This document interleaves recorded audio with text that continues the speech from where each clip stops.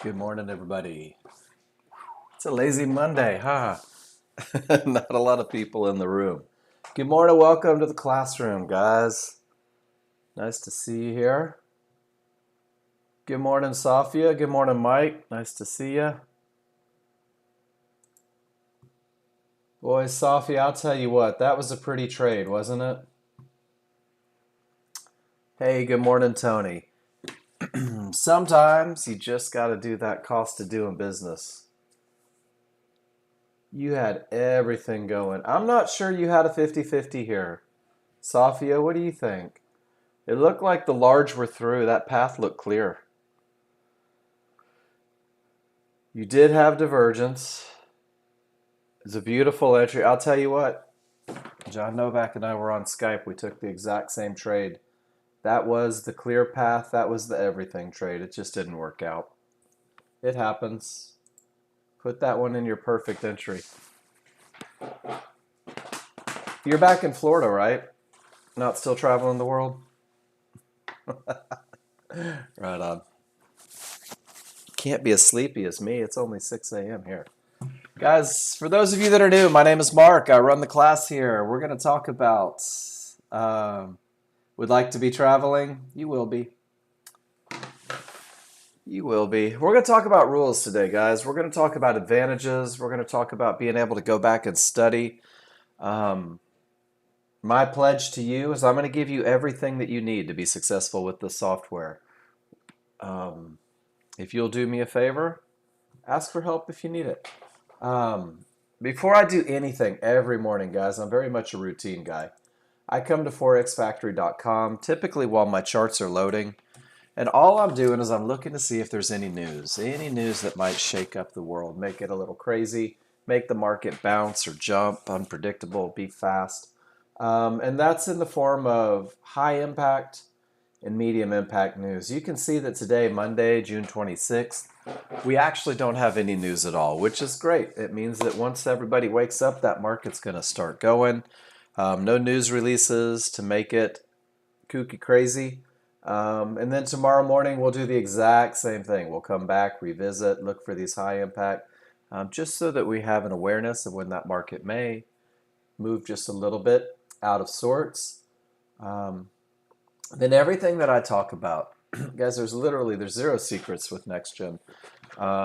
We give you everything, and I can't stress this enough. We give you everything that you need to be successful with the software. Do me a favor, if you don't have your TechSmith capture open, guys, click in your search bar right now because we're going to go through and talk about how to take a picture in the room, and open up your TechSmith capture for me. We have conversations in this room via pictures, and your TechSmith capture is going to let you do that, and it is an absolutely free product. It'll allow you to post in the room to get feedback. There's a link to TechSmith just in case you don't have it for some reason. You should if you have the software. It's a big red button, says capture. It's a yellow icon down here. And if you look in the search bar, all you have to do is type in tech, and you should have zero problems finding it. Go ahead and open that up for me, guys. And I clicked on the user guide. User guide is your how-to with NinjaTrader. If you're brand new to NinjaTrader, brand new to the software, maybe you're on a demo, this user guide is going to talk to you about all the different things you can do. And one of the things is that screen capture, making sure that you can take a picture. It talks about opening, closing your NinjaTrader, scaling your charts, setting up stops and targets, resetting your simulator. If you've been practicing and you're like, I just don't want to look at that number, you can reset your simulator. Adding symbols, rolling contracts, chart templates, guys, anything and everything that you need is available for you for using your NinjaTrader. But if you have a question, just throw it in the room. We'll talk about it.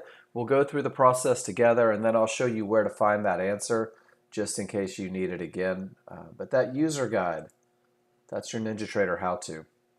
And then everything that I talk about comes from the tutorial section. And the tutorial section has all of your rules. It has every look associated with the rules.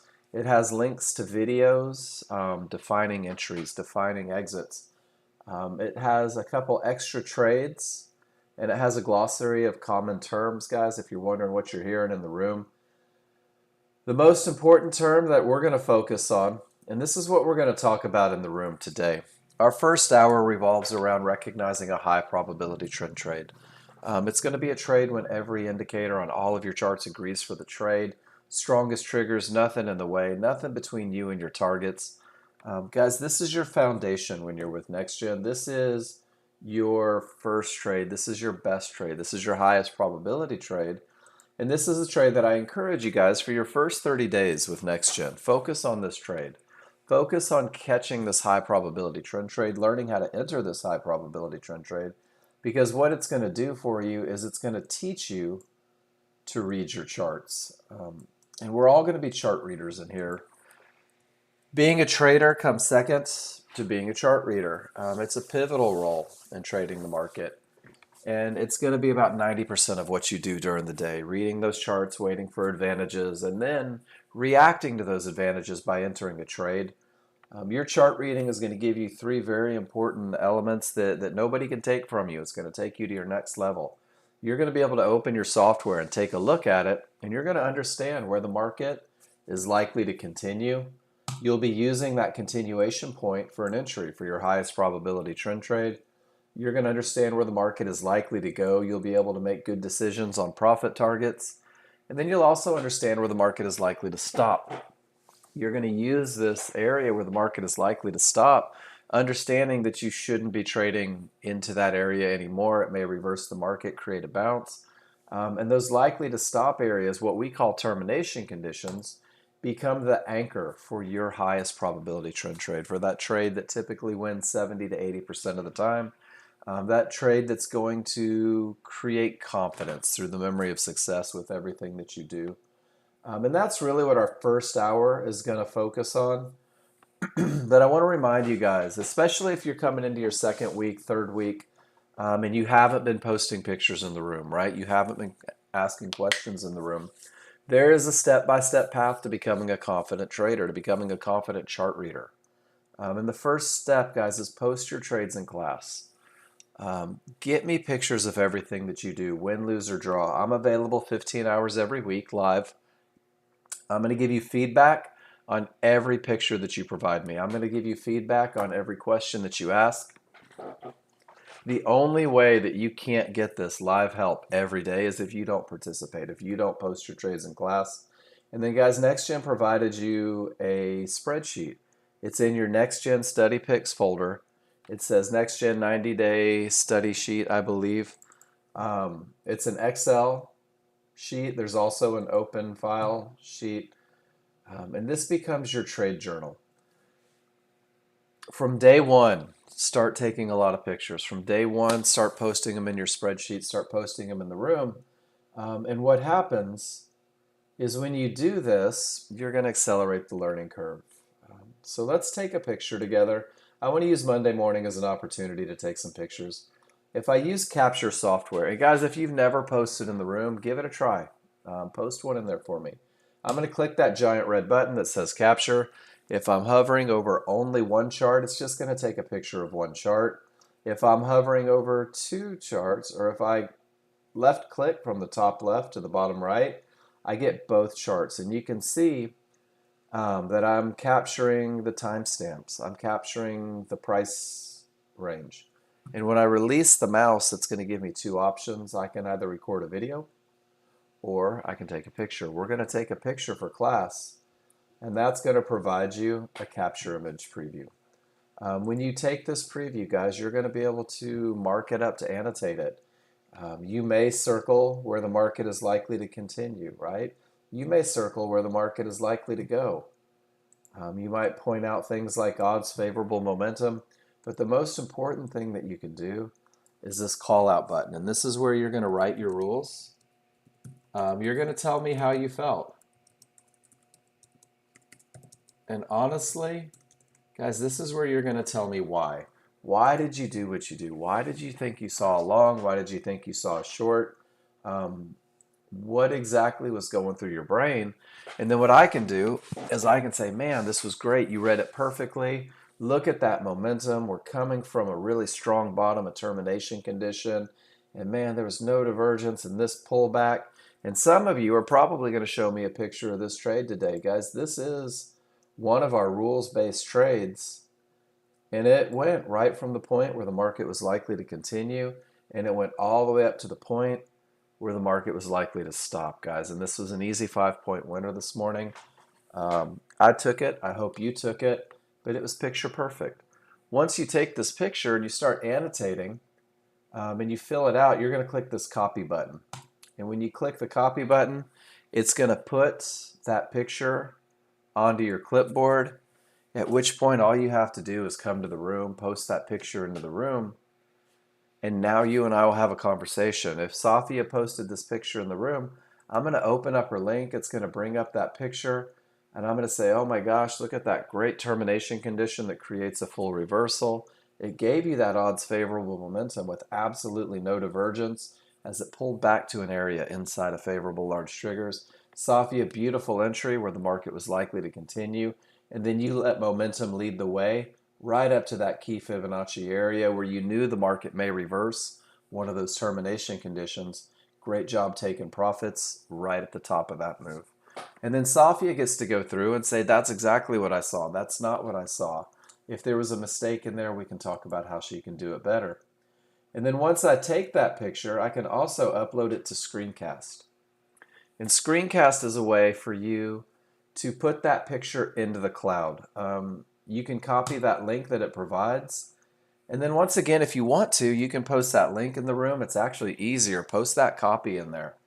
You get a bigger, better, prettier picture. And then go to your spreadsheet, guys. Your first page on the spreadsheet, let's do it this way. It's a little less cluttered. Your first sheet on the spreadsheet is your trade tracking journal, guys. This is nothing more than a way for you to post everything that you do. Every time you pull the trigger, you're going to put it into the spreadsheet. And the idea is to go back. Whatever you did on Friday, you should be studying this morning. What worked for you? Did following the rules work? Did breaking the rules maybe not work? And look for those trades that feel easy, that keep you relaxed. Typically, those are rules-based trades. The trades that you feel like you're forcing. The trades that you find hope outweighing confidence. Make note of that. But a brief historical study each and every morning is going to prepare you for the day, guys. If you make mistakes one day, but you study those mistakes in the morning, you get this mindset to really avoid them the next day. This will accelerate the learning process. And then once you've filled in your trade log, you can go to the second page, guys. And this is your personal trade setups. These are those trades that fit the rules. These are the trades that provide you a statistical advantage. And you're going to be able to create this journal where you can go back, put all of these into your spreadsheet. Here's my spreadsheet. And I have 4 rows, almost 60 pictures per row of a rules-based entry. And you know what? Honestly, I've got that last one that we had. So I'm going to put a link in there. And I'm going to click paste. And I'm going to call this is the perfect 50-50 look. And we're going to talk about it. And now I have 240 pictures that I can go back and study. And the idea is that I'm creating confidence, right? And guys, I'm going to give you my spreadsheet. I have no problem sharing. But when you learn to use the spreadsheet, you learn to use TechSmith Capture, you're halfway there, guys. You get a private lesson every time you post in the room. Every time you raise your hand and ask a question, guys, we're going to go through and make sure that you understand whatever it is you need help with. All I need from you guys is to be comfortable, to be confident, and raise that hand anytime you need a little bit of help. We're going to learn the trigger line and Fibonacci rules for when it's okay to trade. That's what our first hour revolves around, is making sure that you understand the rules, the looks, how to identify the advantages associated. It's going to be up to you to simulate your trades, guys. Some people tell me, well, Mark, I didn't want to get on the simulator until I really understood those rules. Guys, get on the simulator. Break the rules. If that's what it takes to learn, take those pictures and post them in the room. You're going to learn faster like that. We're going to simplify. Simplicity is the key to what we do, guys. Keep it simple. We're going to chase the best. We're not even going to chase. We're going to look for the best of the best rather than looking for everything. We're going to keep it down to one trade initially. By the end of the day, we will have talked about two trades and given you a very simple plan for them. One of them will be high probability. This is our first hour's focus. The second trade will be what we call a medium probability trade, where most of your indicators line up for the trade, but there's going to be an issue. Your ability to read your charts through focusing on that high probability trend trade is going to have you identifying those issues. It's going to allow you to manage assertively. It's going to allow you to identify trouble spots. So you're going to work your way into a medium from a high probability trade. And that's just going to be steady, the same way you get the high probability. After class, before the next day, guys, do some download, replay data. Use that market replay. You should be using it on the weekends, maybe in the afternoons. Fix your mistakes. Take the trades that you skipped, guys. You're literally replaying the day. You're doubling your repetitions. You're getting 2 days worth of knowledge in 1 day's worth of market. Fix your mistakes and then take pictures and bring those pictures to class. Guys, I did market replay yesterday morning. I woke up, grabbed a cup of coffee, and I did 2 days worth of market replay. It took me a couple hours, and I probably took 50 pictures yesterday. Just going through and reinforcing rules. You're going to repeat this process every day until you always take the correct trades, because if you're always taking the correct trades, you're taking a trade that typically wins more than it loses. What you're doing is you're guaranteeing yourself that you can win money. And when you get to that point, guys, that's when you turn the corner. That's when you get off simulator. That's when maybe you risk a little something. On one of those prop firms, go to Apex. They've got a 90% off sale right now. You can control $50,000 worth of capital for $18 a month. And if you take this plan that you've been practicing on simulator, that you have begun to always take the correct trades with, you can go to Apex and you can get on there. And if you pass their test, they're going to fund you. They're going to give you real money to trade to continue with that. They're going to give you 90% of everything that you make, let you keep the first 25 grand. But guys, this is kind of the path. This is what's going to set you up for success. There's a lot of us, myself included, who have tried to sidestep the process. Well, I don't need to take pictures because I remember everything. I don't need to participate in class because I remember what Mark says. I'm not using a spreadsheet. That's ridiculous. That feels like a lot of work to make a bunch of money. So I'm going to keep it simple, right? I'm not going to do my homework. And you typically get exactly what you put into this, guys. So put everything into it. This is an amazing career. It's an amazing opportunity. You can create wealth from your pajamas. And we're going to start simple. We're going to start with the best of the best. We're going to start with the highest probability trend trade. And this is a trend trade that happens after a termination condition on your large chart, meaning that the market has reversed, guys. And it's only 3 rules. Simplicity. 3 rules create 3 advantages: momentum, a clear path, and an entry area. And when the 3 are clear or are there, now you have a trade. These 3 rules happen on only 2 charts. You're going to see people posting 3, 4, 5, 6 charts in here, more and more information. And all that's doing is it's forcing you to make more decisions when you could be simple, guys. You're going to use a large chart. It's going to define direction. It's going to allow you to know what direction the market is trending.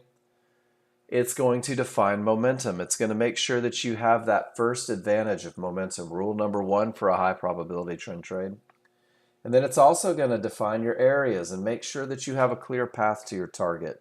Because a high probability trend trade means that every chart agrees, that there's nothing in your way. So we're going to make sure that there is momentum as well as a clear path. And we're going to do that on a large chart. Good morning, Debbie. And when those are present, when those rules are met, when those advantages are realized, then you're going to go to a smaller, faster chart, guys. And this is going to allow you to refine that broad stroke of a brush that the large chart is. You're going to pinpoint with pretty amazing accuracy where the market is likely to continue, and you're going to be able to identify that area to enter the market using a limit order. And this is going to allow you to reduce your risk and increase your profit potential. Rule number 3 is an entry rule.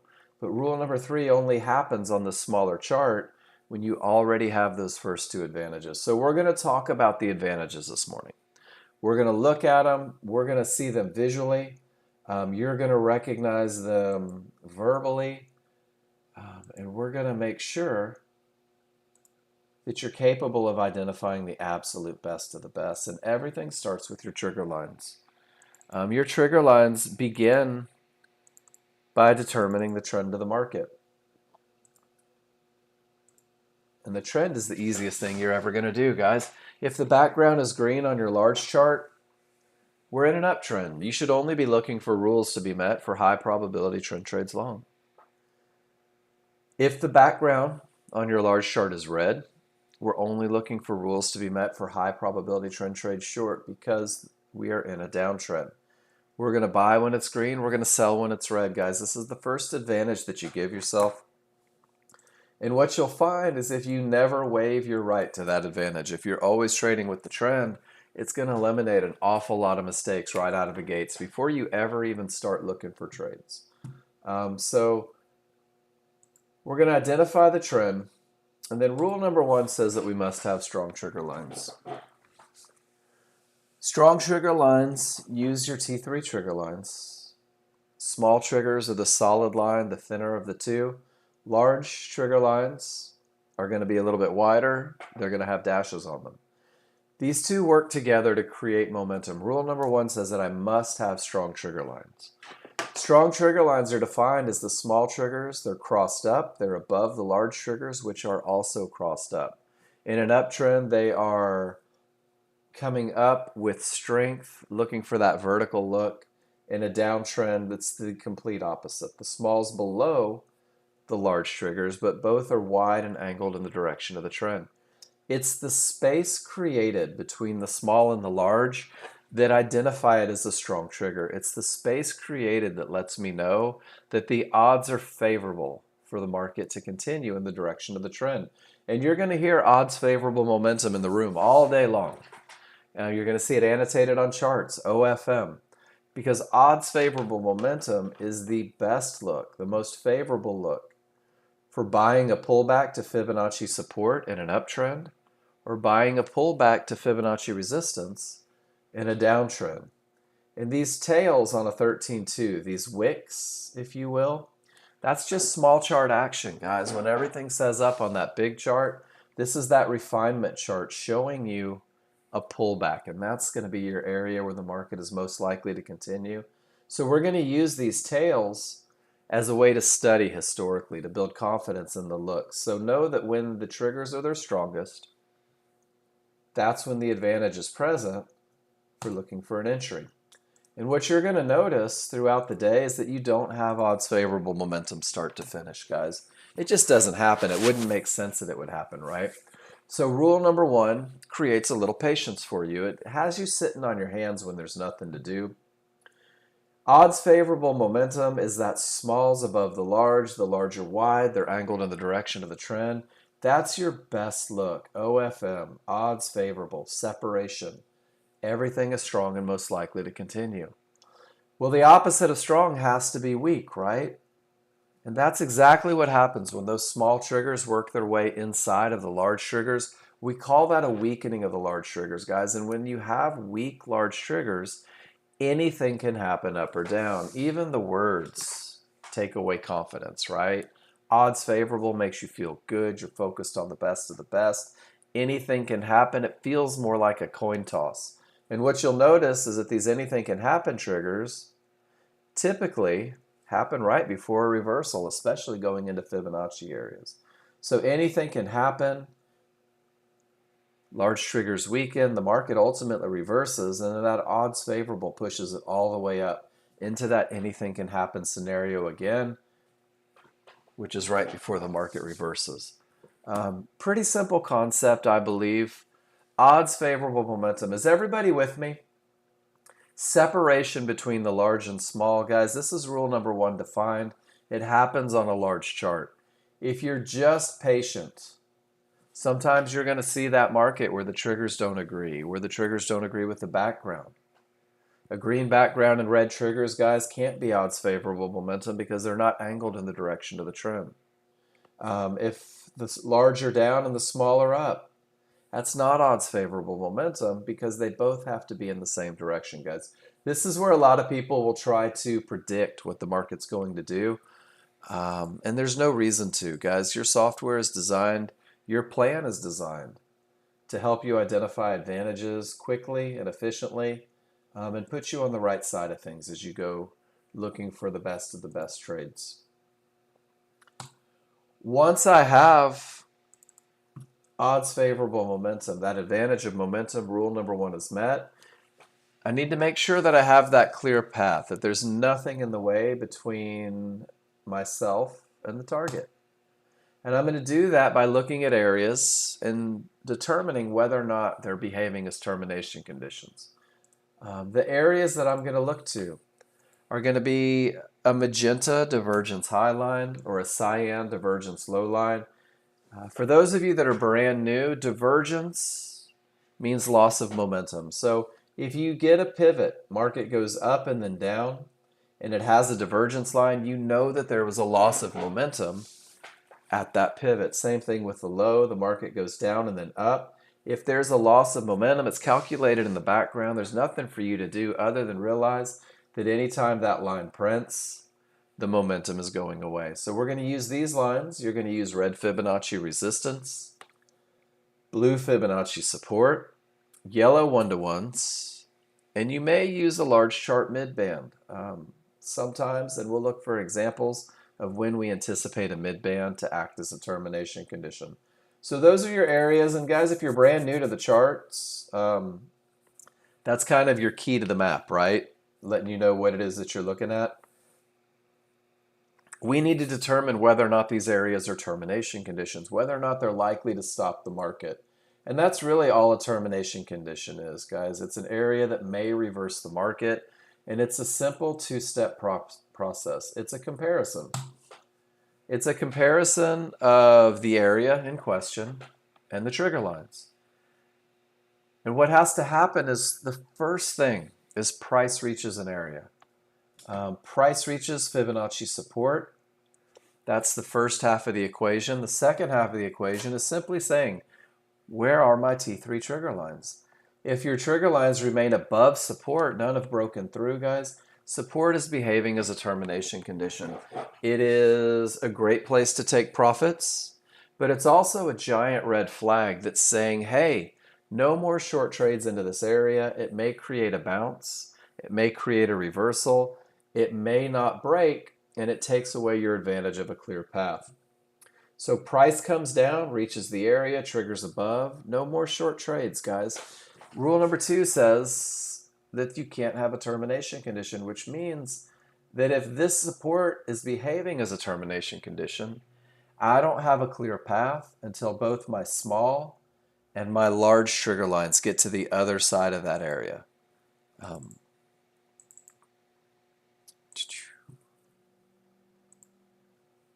And here's a pretty simple process for trigger lines. If price reaches the area and absolutely no trigger lines break through, you have a termination condition, you have no clear path. Rule number two is not met. If both the small and the large get to the other side of resistance, resistance behaves as support. You can see that there's odds favorable momentum. Now there's a clear path. And there's one of those tails, guys, one of those best of the best entries. And I put the note on there, what if you insisted on a clear path? If you've been trading any amount of time and you begin to look at your charts, your winners, your losers, would it make your trading more profitable? And the answer is typically yes for most people. So we're identifying a clear path, guys, and this is where I remind you that 90% of what you do is going to be reading your indicators, reading your charts, waiting for advantages, making sure that you have the best of the best. Price reaches resistance, absolutely no trigger lines break through. You can even see that there was a loss of momentum with that magenta line. But guys, no more long trades. It's not saying go short. It's not saying sell the market in an uptrend with the triggers up. It's just saying, let's sit on our hands for a second. Let's see what the market wants to do because we're not in control. Well, the market pushes all the way back down to support. right? All the way back down to that mid-band area. All my trigger lines are above, so I'm not going long into resistance and I'm not going short into support. Guys, 90% of what you do is sitting on your hands. This is where you're sipping your coffee and you're saying, I'm just going to wait for the best of the best. The market moves all the way back up to resistance 2 times. It comes to this divergence high, and all the trigger lines remain below, guys. This is what we call a pivot stop out of a divergence high. This is a very powerful termination condition. When this termination condition creates a full reversal, gives you odds favorable momentum, we call this a strong top. And a strong top is the precursor for the absolute best of the best. A strong top makes everything better. And when you talk about that highest probability trend trade, it comes from a termination condition that creates a full reversal. Here's another one of those divergence pivots, guys. The smalls break through the area, the large get through halfway. This is a pivot. It's not a true termination condition because price didn't reach the area, the trigger lines didn't stay below. This is a little bit of overrun. Creates a pivot. The pivot has a loss of momentum. It's when price comes back to that pivot. All the trigger lines remain above. Now I have a termination condition. Now this termination condition creates a full reversal, gives me odds favorable. That's my best of the best. That's where I'm looking for that highest probability trend trade. You'll see it again here. Price reaches 1-to-1s. When price reaches, the only thing I have to do is ask myself, where are the trigger lines? Not are they strong, but have they remained above that area of support? And if they have, no more short trades, guys, and you can see how it keeps you safe. Price reacts to Fibonacci. Deep pockets investors react to Fibonacci. The people that are in charge of creating momentum and direction, guys, they see these areas, they see these lines, and they react to them. When this termination condition creates a full reversal, my large triggers go from red to green. My smalls get above those green triggers. Ultimately, I get a clear path. Small and large get above resistance. It begins to act as support. Termination creates a full reversal. Full reversal creates that momentum. That momentum has a clear path, and there's one of those tails for your highest probability trend trade, guys. This is the one that typically wins 70 to 80% of the time. This is the one that's going to give you the best chance of success. Is everybody comfortable with that 2-part process? Price reaches the area, and guys, I have so many pictures that I like to share with you. When price reaches the area, all you have to do is ask, where are my triggers? This one has the recipe as well as pictures on it, guys. Here's one of those pivots, not from an area. Loss of momentum, that's all it is. Don't give it more power than it deserves. This is just an up and a down where the momentum was waning. But when price retests, when it comes back and it reaches that magenta line and the trigger lines remain below, now it's a termination condition. And guys, this termination condition creates a full reversal, gives me odds favorable momentum. We call this a strong top. This is the precursor for the best of the best. Price reaches resistance, all of the trigger lines remain below, no more long trades. Price reaches 1-to-1s and resistance. All the trigger lines remain below, it's a termination condition, no more long trades. And you can see from this one, it pushes all the way back to Fibonacci support, and those trigger lines remain above. This is your holding pattern, new users. This is keeping you out of consolidation, out of chop, out of indecision when the market's trying to figure out what it wants to do. You see the same things from a low, and it's the exact same recipe. Some of you will see highs better than lows, and some of you will see lows better than highs, and some of you will have no problem either direction. But if price reaches 1-to-1s, none of the trigger lines break through, guys. No more short trades into that area. You've lost the advantage of a clear path. If this termination condition creates a full reversal, well, now I have a strong bottom, and this is what sets you up for that highest probability trend trade. Termination, all the trigger lines above, creates a full reversal. It's a strong bottom. There's one of those pivots. Lets me know that I'm losing momentum, but it's not until price reaches that divergence low and all the trigger lines remain above. Now it's a termination condition. Now when it creates a full reversal, I've got that best of the best look. Guys, that's rule number 2. That's your clear path. That's making sure that there's nothing between you and your potential target. And this happens on the large chart. There's going to be one look on this large chart, guys, where it just seems to turn from nowhere. Everything is down, the path is clear, the trend is down, the triggers are broken through, and the market seems to reverse and head the other direction. Sometimes you'll even have that clear path. You'll have odds favorable momentum, and the market seemingly reverses from nowhere, and it's hard to see this change on a large chart. So there is one termination condition that you're going to look for on a small chart, guys. One termination condition, the only termination condition that I give any respect on the small chart. And that's 3 divergences, 3 losses of momentum in the same price range may terminate the trend. And this is a very powerful condition when the third divergence happens with the small triggers inside of the large triggers. When you have those anything can happen triggers and 3 losses of momentum, it creates even more power on that small chart termination. And then when your third divergence is higher than the previous from a low or lower than the previous from a high, 3 divergences in the same location may terminate that trend.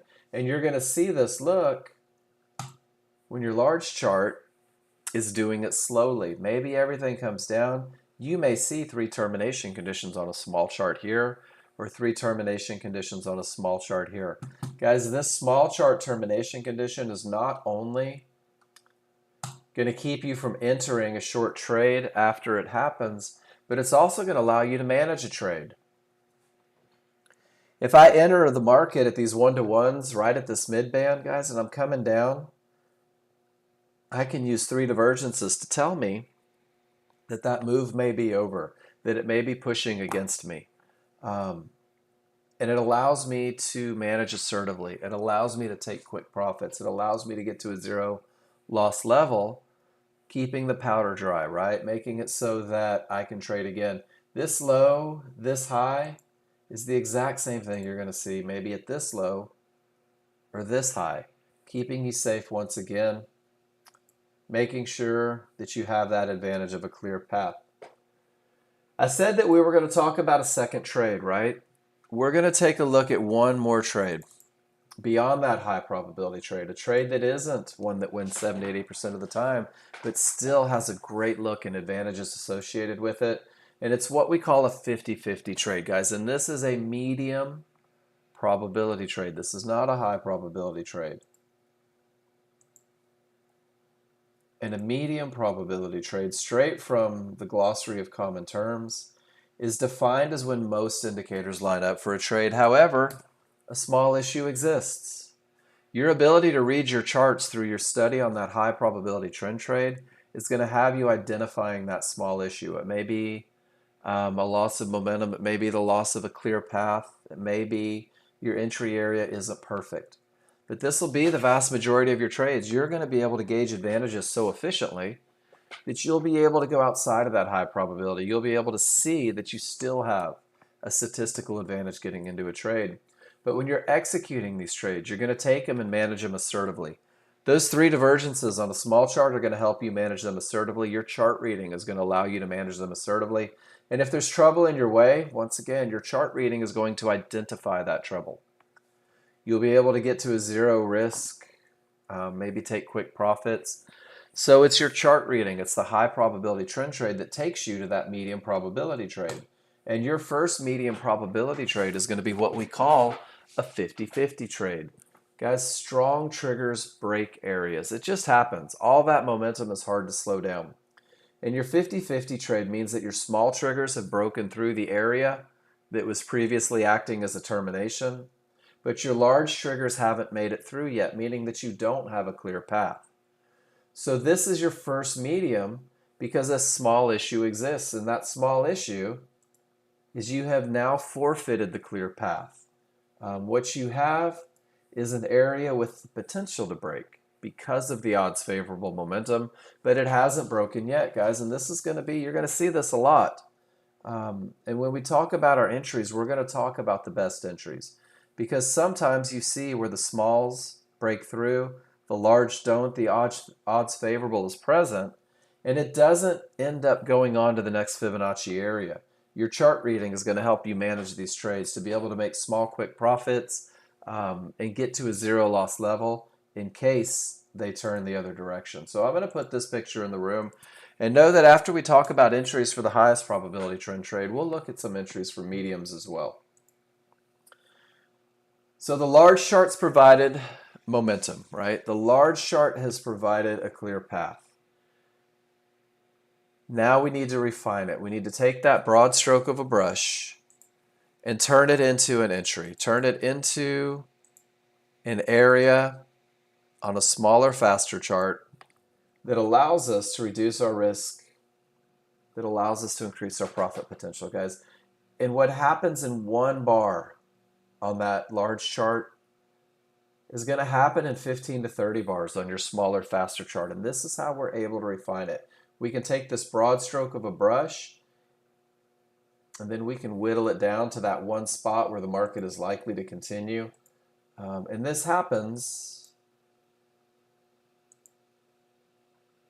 by creating a window of opportunity.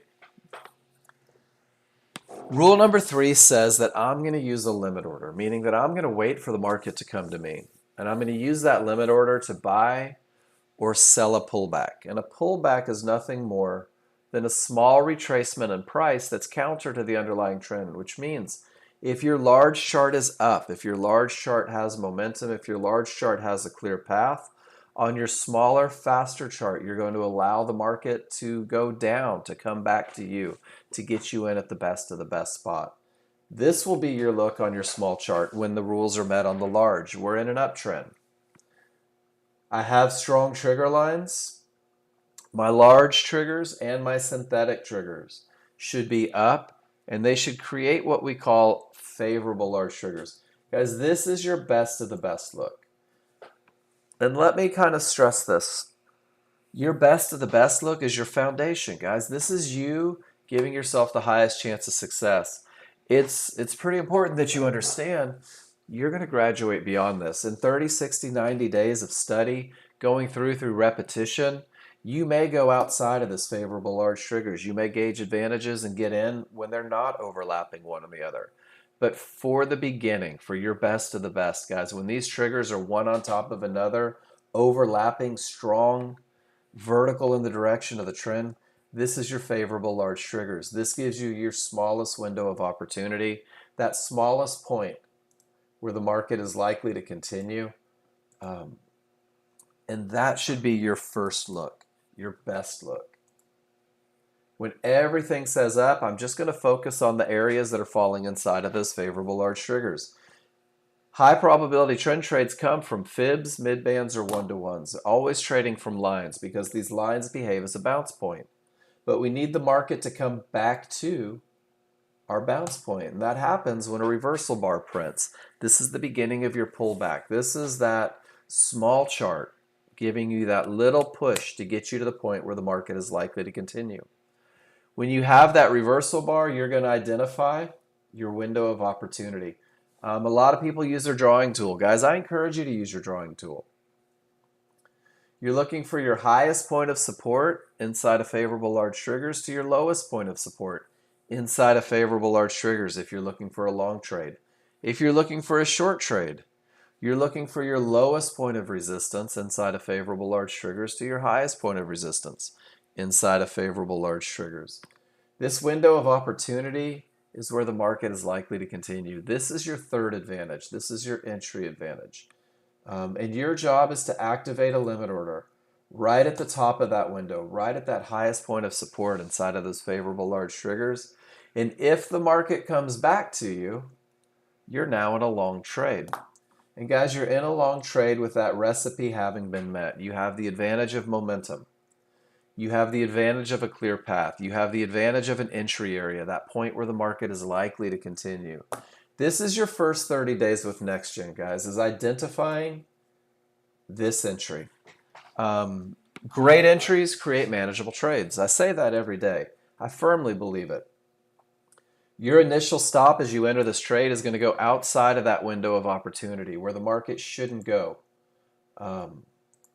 if the market continues beyond those areas of support inside of favorable large triggers, guys, we don't want to be in that trade anymore. We've lost that third advantage, that advantage of an area where the market is likely to continue, and you'll have a protective stop right there waiting for it. And guys, I'm telling you right now, you will lose trades. Anything that wins 70 to 80% of the time is obligated to lose 20 to 30% of the time. But because we can manage our risk by going where the market shouldn't, that 70%, I've seen people on 40% win more than they lose in the black, but this kind of manages the risk so that we can ultimately manage the profit. Because you're waiting for the market to pull back to the area inside of favorable large triggers, you are reducing that risk. Because these areas provide a bounce point and you wait for the pullback, you're maximizing that profit potential. And every trade that you enter, when you identify the window of opportunity, when you take that shape tool from the top of the triggers to the bottom of the triggers, and then refining it even further, for a long trade, from the highest point of support to the lowest point of support, that shaded area represents the area where the market is most likely to continue, which means that you mentally have to be prepared that market may go to the bottom, which means that you're going to see ticks against you. Be okay with that. As long as the advantages are in place, it may go to the bottom of the market. Your stop is where it shouldn't go. Guys, this is a trade 1,000 out of 1,000 times. I'll take this trade because 70 to 80% of the time, this is my result. This high probability trend trade teaches you to be a chart reader. It teaches you to recognize where the market is likely to continue, where it's likely to go, and where it's likely to stop. And you're going to take those advantages and create a trade. If you focus on the best of the best entries for your first 20 days and only worry about those entries, guys, it's going to give you a leg up. And what you're really doing is you're creating a plan for yourself that wins more than it loses. You're giving yourself the opportunity to be profitable as you grow with the software, to focus on the absolute best while you learn the other lessons. Guys, this is your trade. Because you wait for the pullback, profit potential's increased, risk is reduced, and once this market begins to move in the direction of the trade, you can reduce risk even further behind that reversal bar. So guys, this is your best of the best. Look for the advantages, identify the window of opportunity inside of favorable large triggers. Guys, if the area is outside of those large triggers, it's not a part of the window. Fibonacci resistance is not in the window. Fibonacci, or these one-to-ones, are not inside the window. It bounces right off the midband inside of favorable large triggers. And guys, this is a trade that gives you the opportunity for quick profits. You have to manage out reversal bar prints. Top of the triggers to the bottom of the triggers, your window of opportunity falls right inside. Support is outside of those triggers, therefore outside of the windows. Because this is your best of the best. Sometimes those areas overlap, makes it even stronger, right? Makes that window of opportunity even more concise. Support's outside of the triggers, outside of the window. Guys, give me a Y if everybody's comfortable with what we're talking about right now. I know some of you are brand new, but guys, this is your focus. Take as many pictures as you can, right?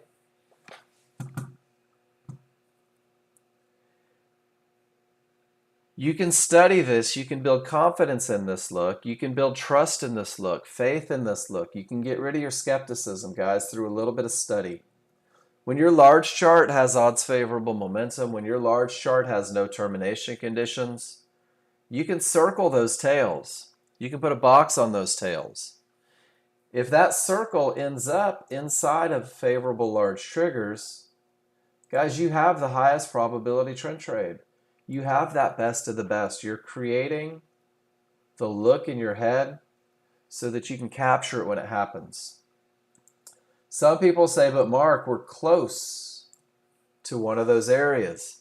New users, this will scare you out. You're like, oh, I've only got 7 ticks to get to that pink line. Remember that we're buying a pullback, which means that Your profit potential runs from 82 to 13, not from 05 to 13. The difference between a termination condition and a target, guys, if price reaches, it's a termination. If price is working its way towards it, it's a target. Another thing that's pretty common is you will see the small triggers turn against you on a smaller, faster chart more often than not. And what it means is that that smaller, faster chart is losing just enough momentum to get you back to that best of the best area, guys. Don't let this scare you out. Sometimes you're going to see a line, whether it's one-to-ones or a fib, on your smaller, faster chart. Does everybody remember that it's this large chart where the areas are defined? It's this large chart where termination conditions come from, unless it's 3 divergences. So this one-to-one does nothing more than push you back to that best of the best area, right to that entry inside of favorable large triggers. And just like it does 70 to 80% of the time, guys, it goes right off using momentum to reach that next key Fibonacci area. Being able to study this look is going to create a little bit of trust for you. It's going to put you in a position where you recognize this trade in the moment. And you can do that with just a little scroll back. And I'm not sure what has happened so far today. Guys, here's one of those pivots with divergence. Not a termination condition. This is nothing more than a pivot with a loss of momentum. And you can see that it pushes all the way up to resistance, all the way up to a mid-band. There we go. Absolutely no trigger lines break through. This is what I want to talk about. This is when a mid-band behaves as a termination condition. This is what we call the gap theory. If price accelerates away from these large triggers and reaches a mid-band, reaches Fibonacci resistance, and the large triggers remain a full bar away. Do you see how a full reversal bar is able to form?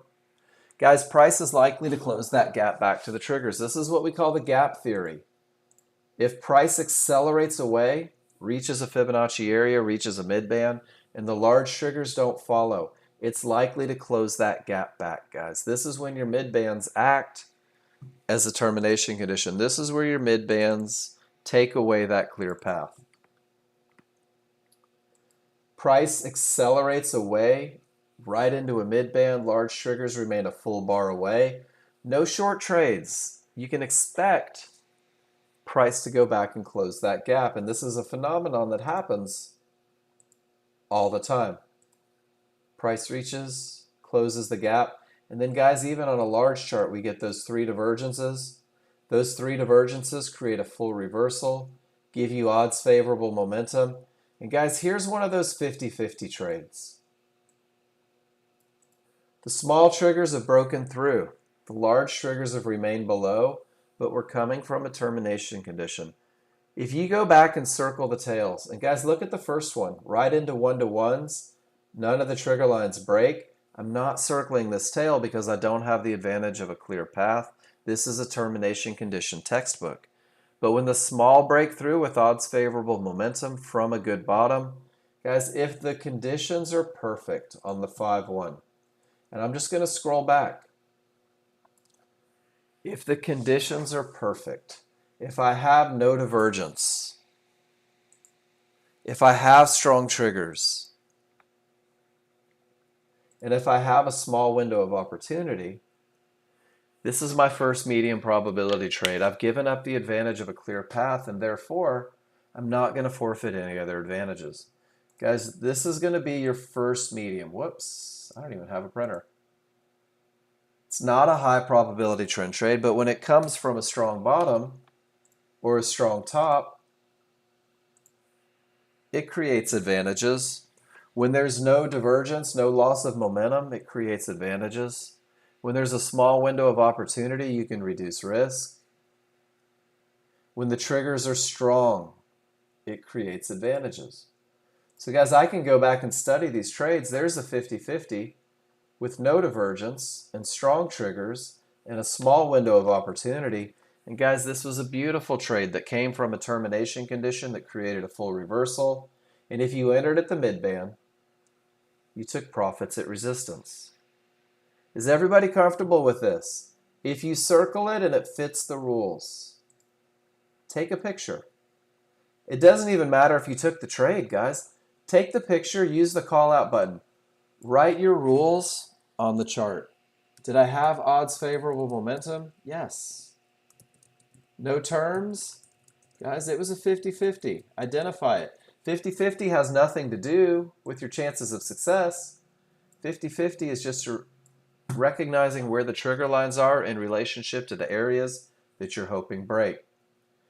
Did you have an area inside of favorable large triggers? Guys, write it on there. Mid-band inside of favorable large triggers. They're up, they're strong, or riggers, either way.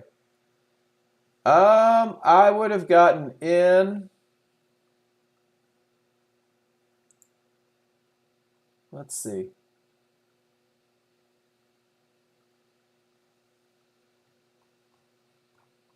Let me get up to the top here. I'll show you exactly where I got in.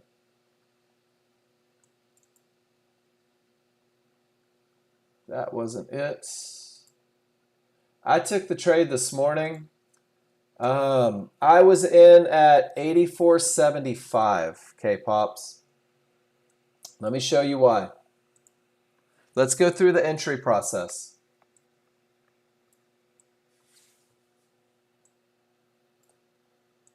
And it looked just like this at the time. Small triggers through, large triggers are not. Everything says up, triggers are angled up. And as this market was going up, whoops, I'm being patient and I'm waiting for a reversal bar. And everything's going up. And there's my reversal bar. So at the time of the reversal bar, K-Pops, let's use some boxes. I'm going to go from the top of the triggers to the bottom of the triggers. You with me so far? That only defines my trigger lines, right? So let's squeeze it up to the area where it's likely to continue. From the highest point of support to the lowest point of support. And that becomes my window of opportunity.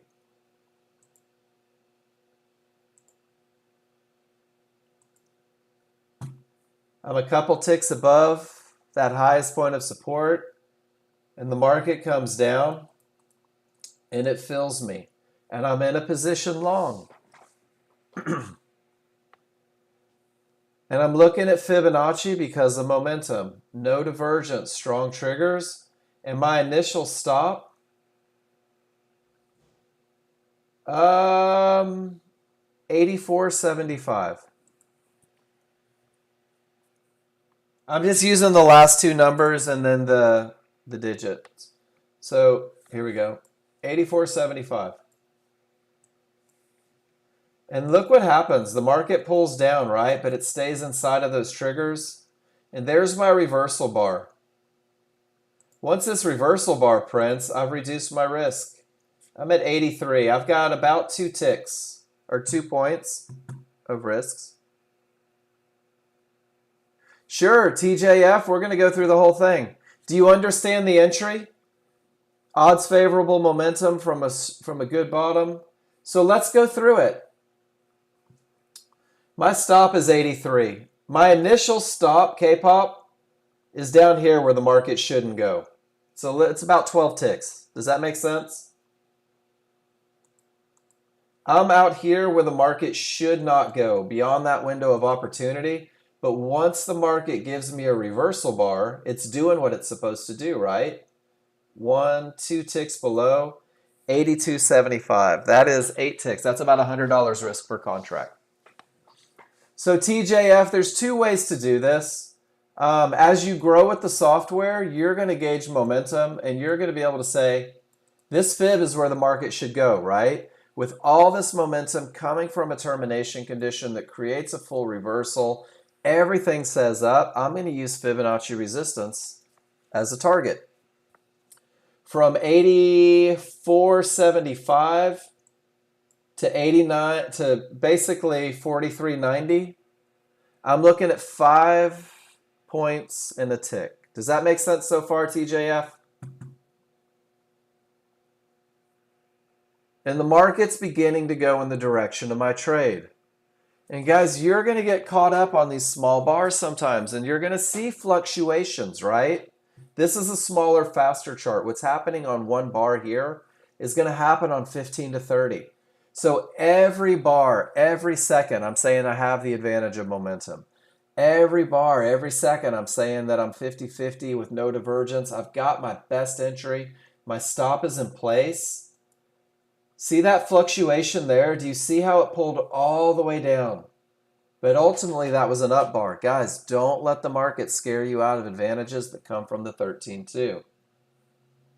And the market begins to go up.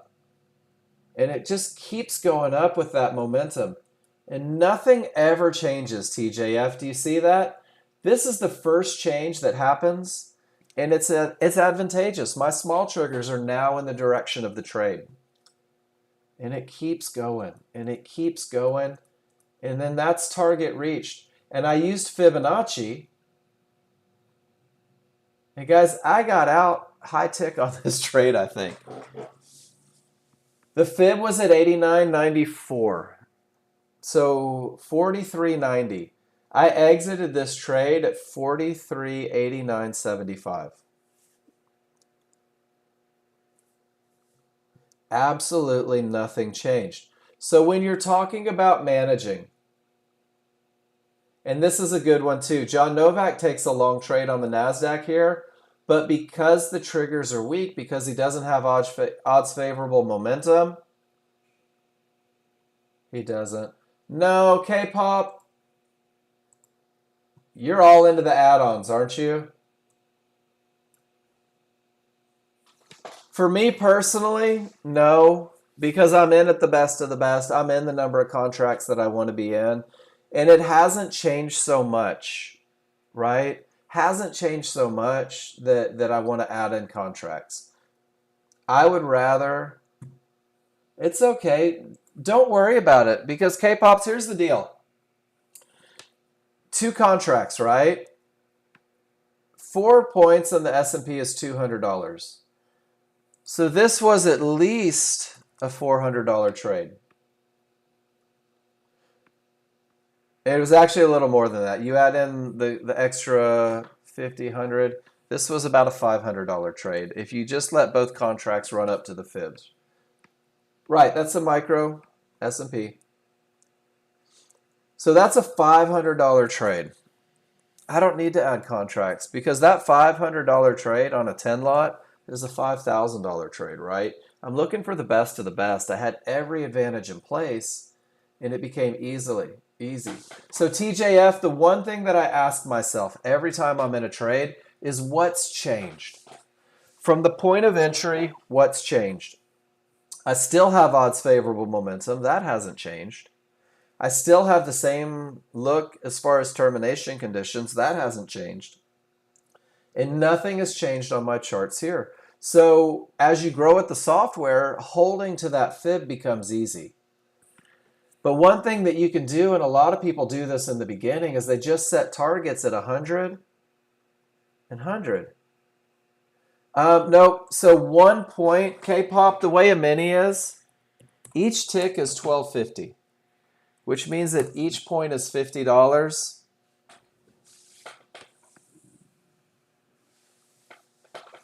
So a tenth of what you're looking at there.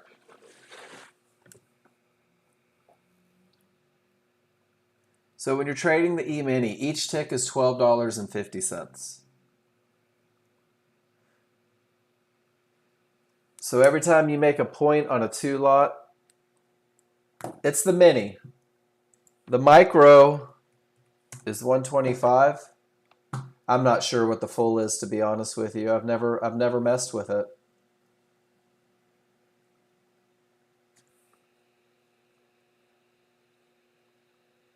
But if that multiple of 10 holds true, then I guess it would make sense that each point is $500.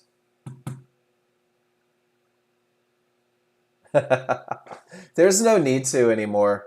The micro is going to allow you to make all the money you could ever spend, right? With less at risk, less capital at risk. The idea is just, waiting for the best of the best, right? Waiting for those rules to be met, waiting for those advantages to be in place, respecting the idea that termination conditions may reverse the market. And once you gauge these advantages, guys, it really doesn't, it's not a difficult task. It just takes a little bit of study. And one of my favorite sayings is we're not looking for more trades, we're looking for the best trades, guys. You're looking for the absolute best of the best.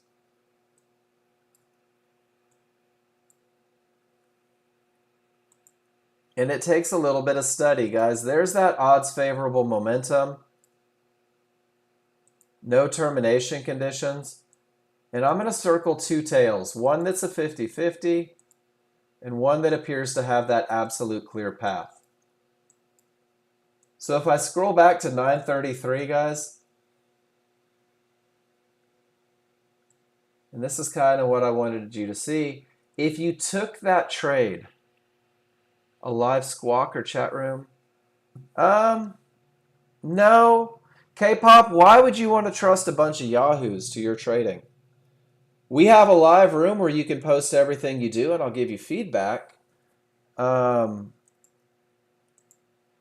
Right? If they were the end-all be-all, they probably wouldn't be there. As you grow with the software, you can go to the traders chat room, and these are people with decades of experience posting their trades. It's not a collaboration. K-pop, you're on your own. Trading is a solo sport. But the feedback and the interaction, the camaraderie are real. Guys, look at all of these divergences on a smaller, faster chart. From the middle of nowhere, the market reverses. Small chart reversal, identifying large chart change.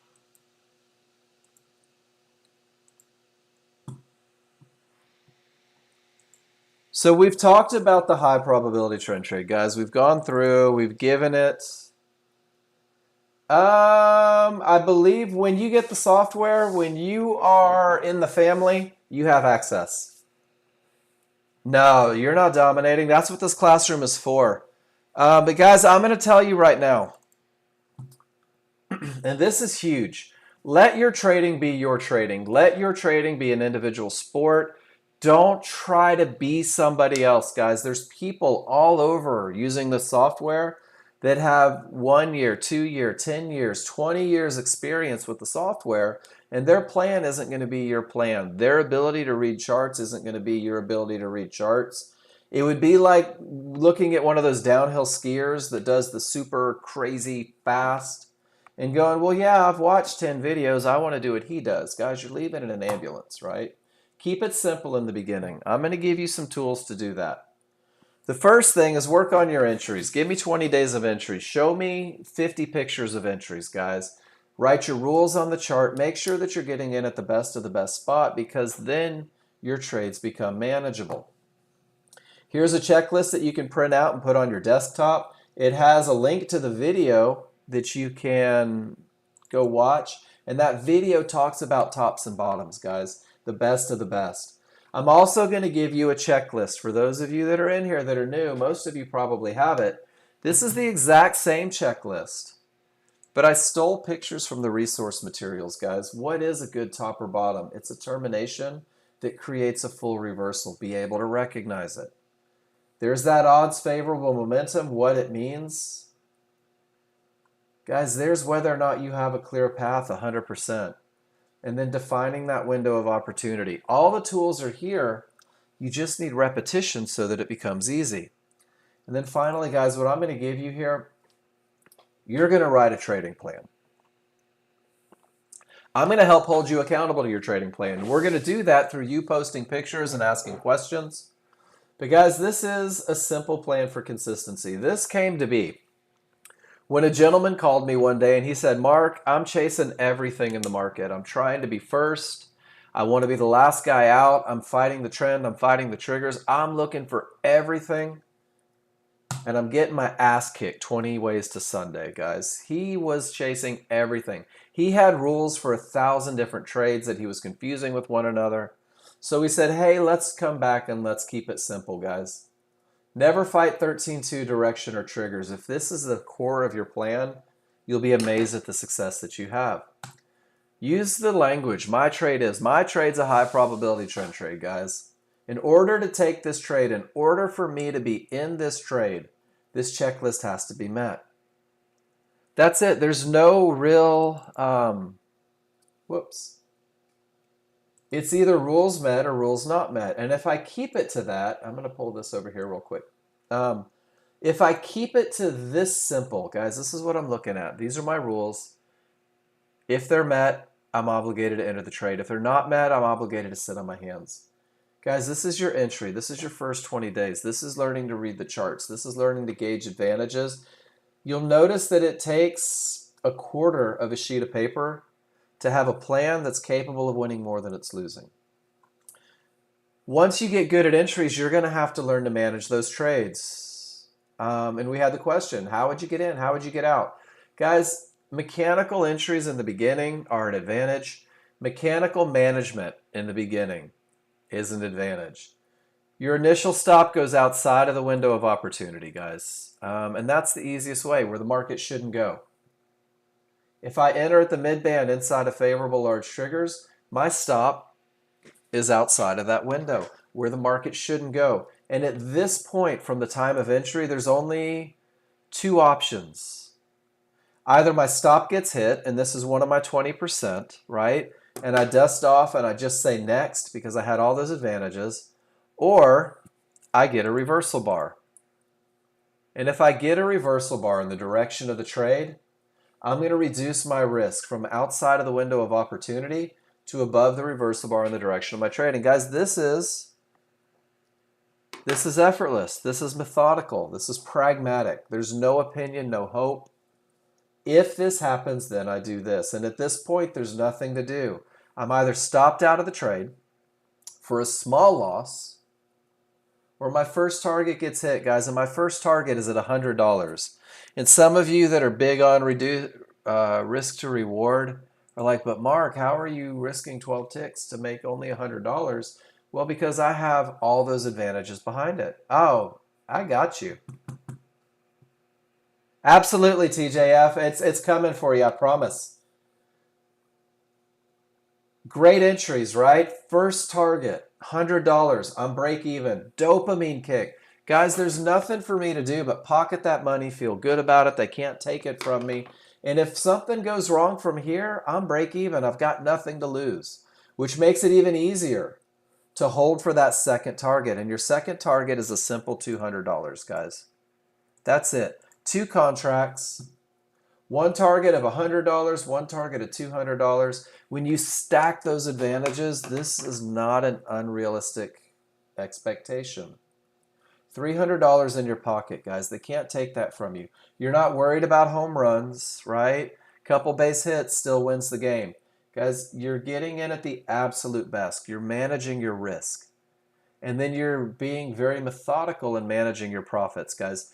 This mechanical plan, there's pictures of it on this spreadsheet. The same spreadsheet that I'm giving you guys in the room right now. If you open it up, every great entry has an opportunity for management. So you start filling out the management plan. As you work on your management plan, you continue to post pictures in the room and we talk about it. What did you do? Why did you do it? How could we do it better, guys? And we do this every day. And here's that KISS trading plan. Chart reading things. You're going to recognize patterns, guys. Post them in the room. Here's one that says 3 divergences kill the trend. What does that mean? Everything says down. Everything is strong. 1, 2, 3 divergences. I take pictures, even when I don't take trades, to help me learn these concepts. Termination conditions, another great one here. Is it a termination condition or is it a target? We talked about this earlier today. If price reaches the area and no triggers break, it's a termination condition. If you are in a short trade and there's nothing in the way, those same fibs will act as a target.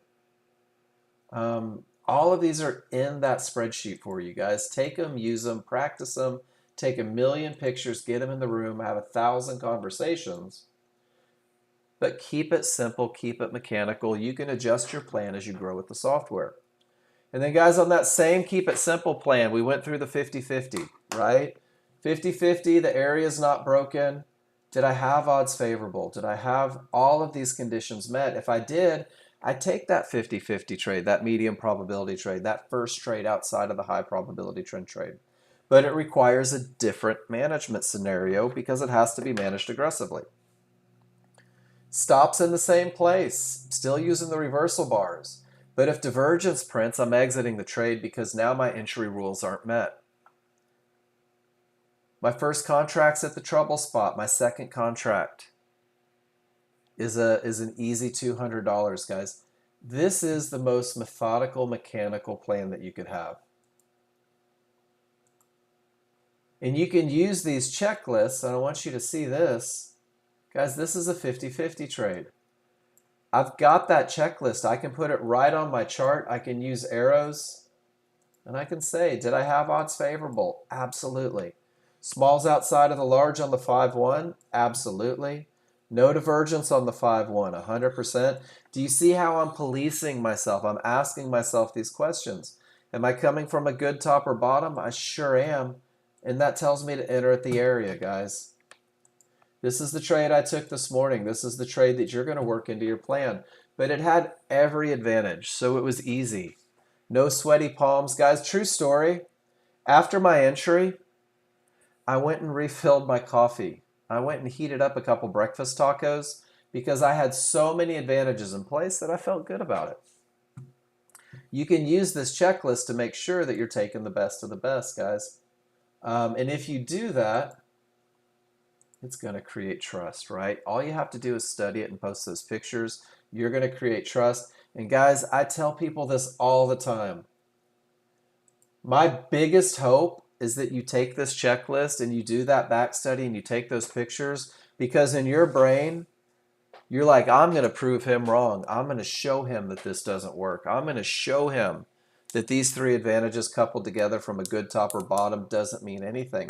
And if you do that, you'll never leave. We're going to be best friends forever, guys, because it works.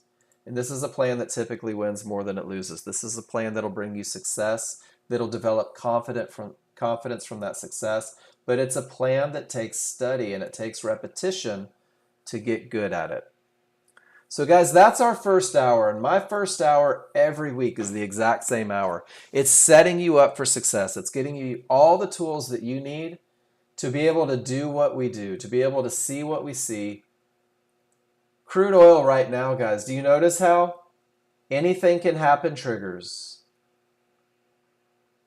Anything can happen triggers coupled with losses of momentum. No areas inside of favorable large triggers. There's zero reason to hope. If they set up, Walter, I'm not opposed to it. But it has to be rules-based. It has to be 100%. But if you want to see how it works real-time, Debbie says with odds favorable and everything up and a clear path, if she gets in at the area inside of favorable large triggers, she's able to make money all the way up to the fib. That was real-time. That was just from a few minutes ago. Here's one that's real time as well. If everything says up and the path is clear and the entry is right there, may need to manage at a trouble spot. Again, that's real time. Brian Morris, let's see what you did. Brian Morris says when everything says up and everything's going, he's going to take an entry, take an exit, take advantage of momentum. Brian, hitting that momentum trade right off the get-go, right? Beautiful trade. People like Tony are coming through, and they say when everything is strong, everything is clear, coming from a termination, he'll look for quick profits on the way down. And I think that's all of our pictures today. There might be one or two more up there. But Walter, what anyone else does real time, doesn't pay your bills. And that's where simulator comes in. If we see an opportunity, we'll take it, right? Right now, I'm into a termination condition. Right now, I don't have odds favorable momentum. Shogun, in order to make that happen, right click and go to data series. Scroll to the very bottom. It's on either 7 or 8. Make sure that it plots executions. Text and marker. Click apply. Click OK. And now when you enter the market, it'll get you in and out. So guys, that's the first hour.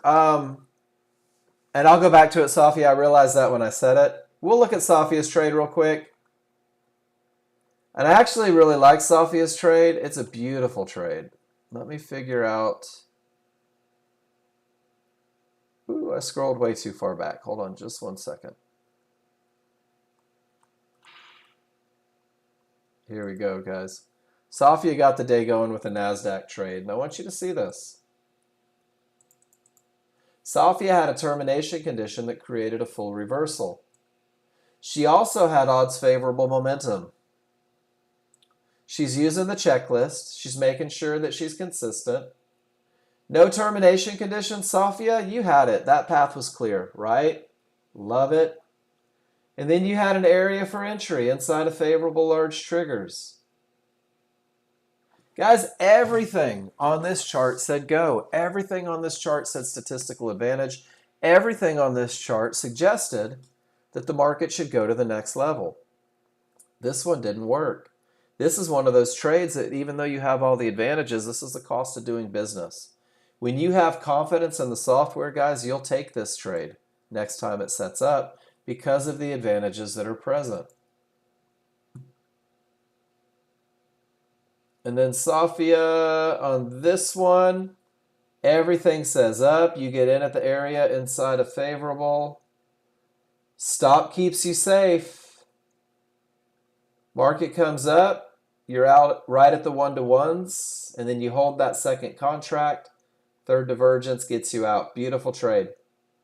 And guys, it turned against her a little bit, didn't it? There was a little bit overrun. But that confidence in the 13-2. And Safia, would you agree that that makes it easier for you? When the 13-2 says strong, when the 13-2 says nothing in the way, you don't panic as much about a little bit of small chart movement against you, right? It's amazing. Trusting that large chart to lead the way. Trusting that large chart to put you in the best of the best. Debbie, I thought I clicked on yours. 10:15 a.m., right? No panic trades today. You don't need to. This is about 9:50, guys. This was everything is up. Hadn't reached the area. Well, it did reach the area. You got drunk? Yeah, that happens, Debbie. Don't trade drunk. Oh, you got a drink. My bad.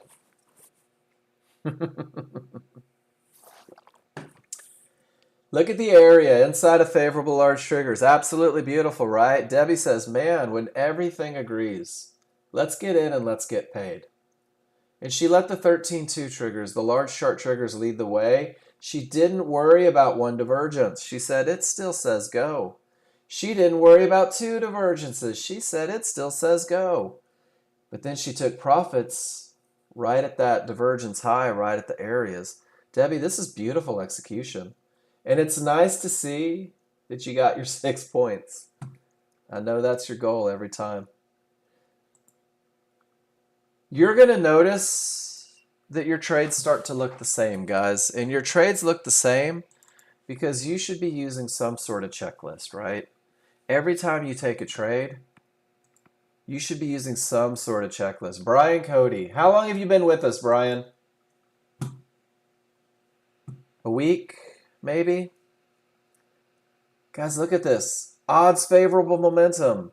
Beautiful. No termination conditions. Beautiful. You get in just a little bit early, right? Looking for the mid band.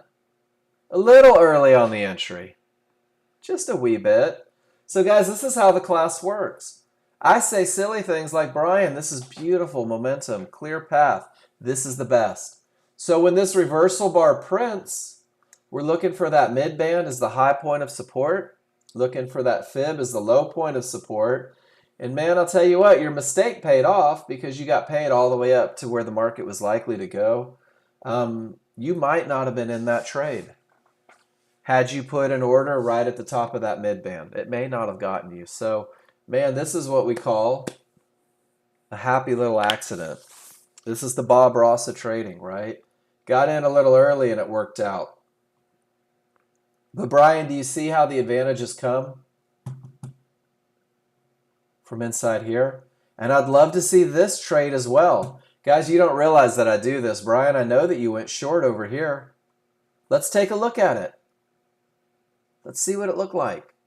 Every trade you take, guys, win, lose, or draw. Don't just show me the winners. I'm proud of you no matter what. But the losers are where you're going to learn. Maybe there was a management opportunity to keep you from getting stopped out for a loss, right? Because when we went back to crude oil, Brian, you remember from the bottom? I think we went back and circled it. Let me do it real quick. Where was yours? It was right down here, right? Right where I circled it. And if I go back to that time frame, if you show me this trade, Brian, what I can do is I can say, man, you nailed your entry. It was absolutely beautiful. But let me show you how these multiple divergences, how that trend change told you that we may be going up from here. That we're losing momentum 1, 2, 3, 4, 5, 6 times. There's no reason to ever take a loser on this one because your small chart gives you all of the information. But Brian, if you're nailing entries, it becomes manageable. And if you were in at 96, you made your $100. You probably got stop out break even. Does that make sense, Brian? So don't hide your losers. Don't hide what you think are mistakes, guys. There's amazing lessons in everything. Every picture you take is potentially a great lesson. Here's that gap theory. Price pivots from nowhere, pulls all the way back to the mid-band and resistance, and the large triggers don't follow along. This tells me, even though it's an uptrend, that price may close the gap back to these large triggers. And to be honest with you guys, when we don't make it to key Fibonacci areas, when that gap theory is in place, a lot of times that market's looking to get down to that lower area. That gap theory says don't go long here at the mid-band. That gap theory says that we're directly in determination conditions. We'll see if it makes it down. Guys, I'm going to take a few minutes. I'm going to take a break. I kind of skimmed over the pictures. If you need me to go back over your picture, talk a little more, let's talk more. The second hour, for those of you that are brand new, guys, I want to see pictures. If you've never posted a picture in the room, I don't care what the picture is of. Stop being shy, guys. Participate in your education. I can get you where you want to be. You can get you where you want to be, but you have to show me what you're doing, guys. I'm going to go on a short break. I'll be back in a few minutes. When I come back, we'll get into that second hour. We'll look at the live market. We'll go back. We'll scroll a little bit. We'll see what happened, what didn't happen. And we're going to use, oh man, did everyone watch John Novak's new video? It was amazing. We're going to use those boxes just like this. When price breaks a fib, when triggers break a fib, we're going to look for opportunities just like that to see if maybe there was a pullback right to resistance inside of favorable large triggers to continue down. And we're going to do the same thing over here, guys. When we get that clear path, when the area is broken, we're going to do that same thing, and we're going to scroll back historically and look for opportunities. And guys, price closed the gap to those large triggers. Patterns repeat themselves every day. I'll be back in about 5 minutes. Post pictures, ask questions. I'll be back.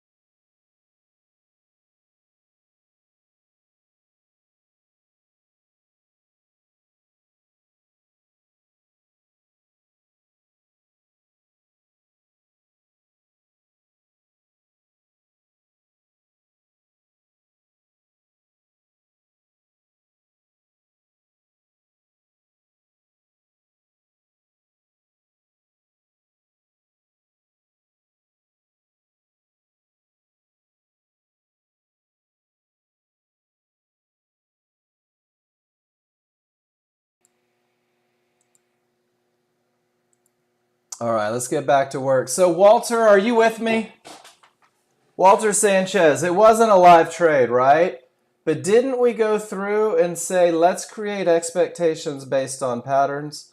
So that's kind of the software working live, wouldn't you say? There's a pivot and it comes all the way back to resistance, and we said, hey, it's likely to close the gap to the large triggers, which it did. And I said it's likely to finish the move to the key Fibonacci area, which it did. Guys, patterns repeat themselves all the time. And I can tell you that this is one of those times. Guys, when I was brand new at the software, I was looking for long trades because of green backgrounds. I wasn't worried about termination conditions, and I was getting absolutely run over right about the time when John Novak was going short. I was going long and getting slaughtered. So guys, patterns repeat themselves all day long. Patterns repeat themselves, and once you do a little bit of study, and once you get to the point to where you can recognize these in the moment, because of the repetition, everything works out. All right, John. Oh, this is Brian. So Brian, you thought you had odds favorable momentum. You did. You thought you had a clear path. You did. Your thinking is right on, Brian. You take your entry a little bit low, once again, but you get in. You take quick profits on the first one. And then you lose 4 ticks on the second. And this is one of those ones where break even is appropriate because of the 1, 2, 3 divergences. You probably could have exited out of that trade, either break even or a couple ticks profit. It's a beautiful trade, Brian. I like everything about it. And I think that entry, 4 ticks higher, makes it that first profit a little quicker, right? Makes break even. Gives you a little more opportunity. Beautiful trade. Nice job. 1 week in and you're trading with the advantage of momentum. You're trading with the advantage of no termination conditions. And a little bit of study and repetition is going to have you identifying that change on the smaller chart, allowing you to manage out with no loss at all. Thank you for sharing that. That's a good one. Termy. Ah, ha, ha, ha. Termy pulling out some tricks here. And I like this because this uses what we talked about expectations, right? Oh, hey, Marco. Long time no see. And this is how you can begin to take those patterns that you recognize and incorporate a higher time frame. This is a 21-3 chart.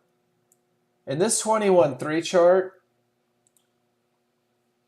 has odds favorable momentum and a clear path. Does everybody see that? Guys, this is how when you get comfortable with the software, you can begin to incorporate these things. Everything says down with a clear path on a higher time frame. Well, over here becomes your trend trade spot, but you don't know if it's going to be the lower resistance, the mid band, or the higher resistance. So Marco says, you know what? I'll let it do what it's going to do. I won't fight those triggers. But when everything rolls, because of the gap theory, I'll take an entry and I'll be aware at the large triggers. But the expectation was exactly what we talked about in the room. Marco, this is a beautiful trade. I mean, that's everything, isn't it?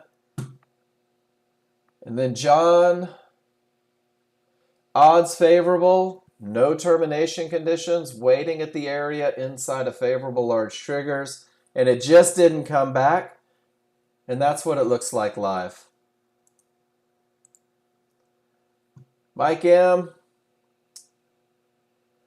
Everything says down, odds favorable, clear path. You take that quick little pullback to resistance. Target reached, target reached. Absolutely beautiful. Odds favorable momentum, strong top. Termination creates a full reversal. Man, that's a game changer, Mike. Beautiful. Clear path. Boom. Nice job.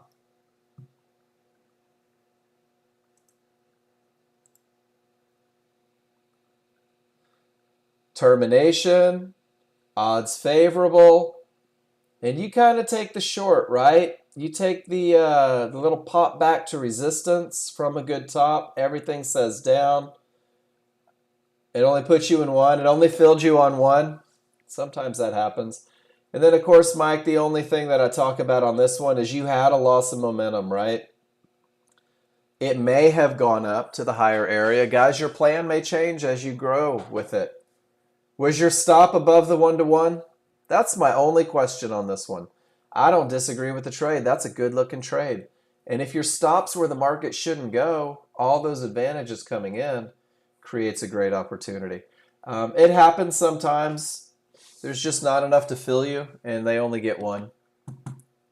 You'll see that every now and then getting in the market. It's typically on the ones that run forever. That's Murphy's Law going in. And then terminations keep you from trading into areas that may stop the market. And guys, there's your NASDAQ once again. Everything says down. We're starting to clear the areas. All the trigger lines agree.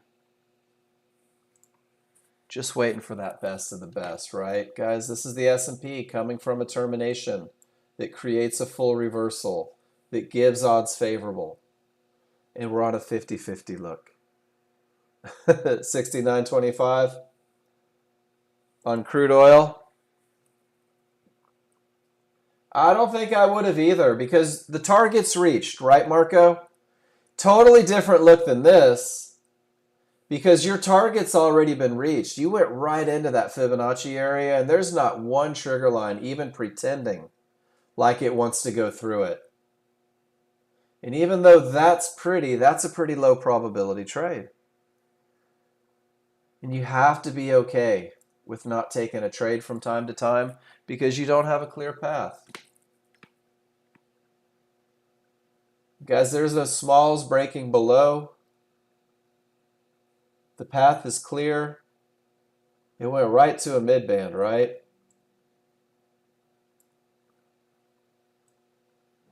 Not the perfect momentum look, but everything said down. And it pulls right back to the mid-band. And guys, look at how quickly that went. Walter, were you watching? I wasn't in it to activate an order, but it just happened live right in front of you. I bet John Novak's going to show me a picture of that. We just watched it live, and there it is, live. So, Walter, I didn't get mine in. Guys, what we do works. I can't stress that enough. Right to Fibonacci. It was quick, but it had every advantage. And guys, this is what we're doing. You may not be able to open up your charts and see it that quickly. Not yet. The more that you take. But give me a Y in the room. Does everybody see it?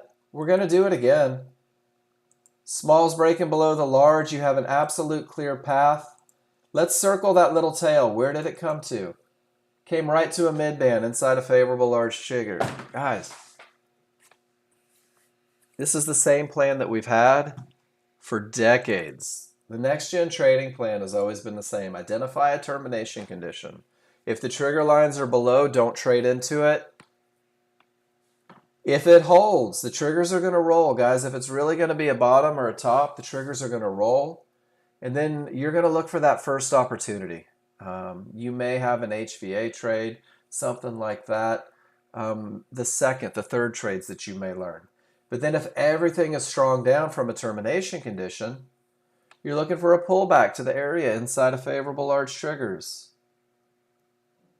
And then you're going to go to that next term, guys, and then you're going to repeat this process every day. And the patterns are always the same. The only thing that will change is your ability to see them forming before they happen, and your confidence in those looks will grow the more times you take them. Amen, John Novak. But it goes back to that path, right? It goes back to post them in the room, guys. Everything that you do. Fill up that spreadsheet so that you can go back and study it. And the education path has been spelled out. To minimize your learning curve, post your pictures in class every time. I say this so many times during the day. Every trade, win, lose, or draw. If you win and the rules are wrong, you may have a short-term victory, but a long-term failure. How will you know the difference? To be sure, you need feedback from us. Guys, we're here to help. If you place a trade on the simulator, if you participate in class, there's no risk of a loss of capital. It's simulator. It's just lessons. You need someone to tell you what you did right or wrong. That's what we're here for. That's what we do, guys. That's the magic of the education. In the first 10 days on your demo, you're not going to be a professional day trader, but you are going to be able to read charts. You are going to get feedback, but you're going to understand the educational path that's here for you. And you're going to understand the advantages. Guys, it made it to that second level. We're still in a termination. Kind of a holding pattern here.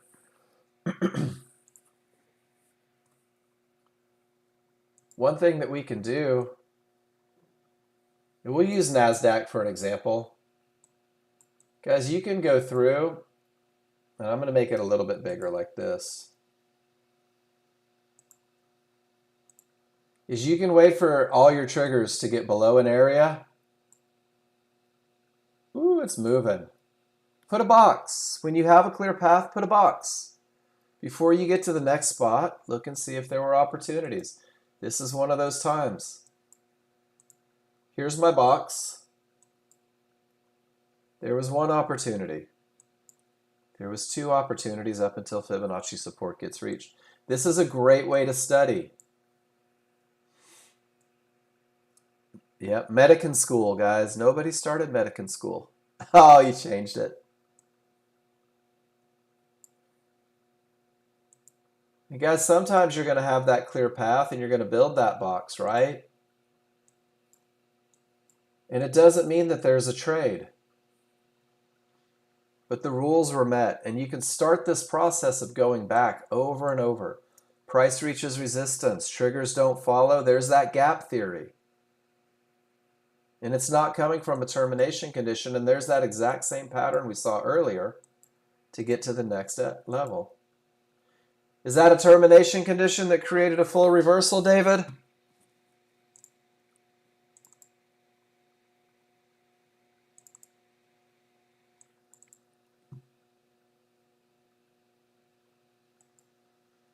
Looks like it to me too. Trying to find my tops and bottoms picture.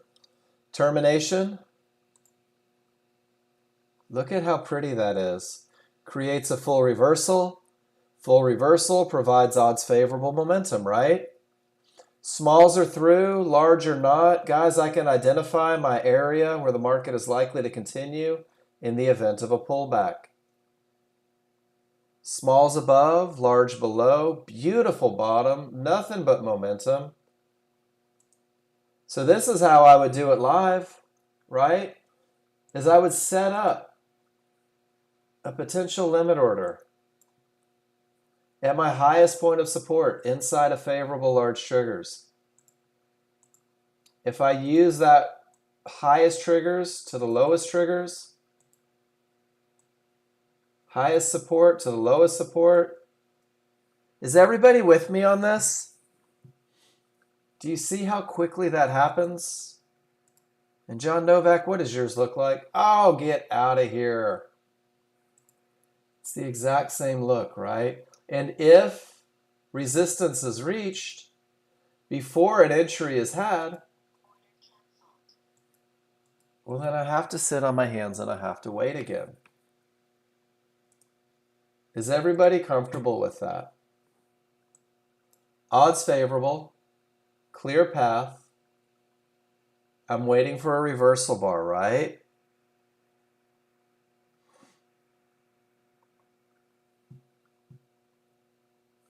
If I get a reversal bar, because I've identified the area where the market is likely to continue, I just wait with a...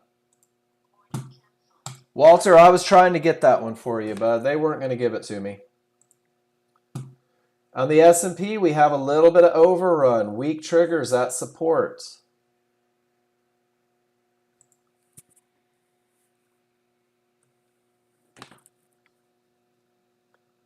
Does everyone see the termination condition on crude oil? Price reaches 1-to-1 support, triggers don't break through. So let's ask the question, is this a strong bottom? David, what do you think? Is it a good bottom?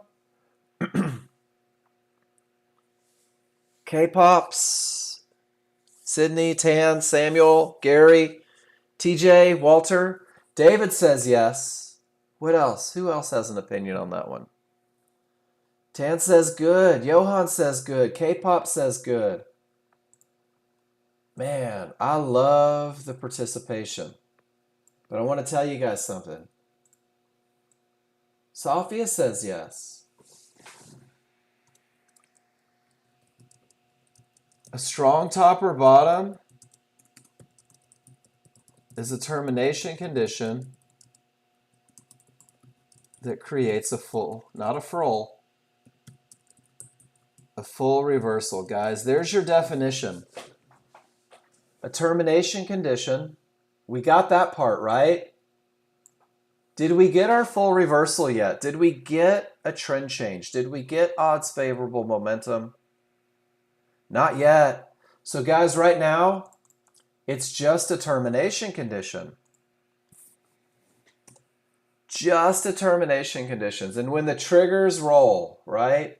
If it's really going to be a bottom, if it's really going to be the low point of the market, guys, the trigger lines are going to roll. It starts over here. Your smaller chart is beginning to roll, right? So our small chart is starting to show change. But we don't have it yet. Not yet. And let's see if we can find an example of why we wait for those triggers to roll.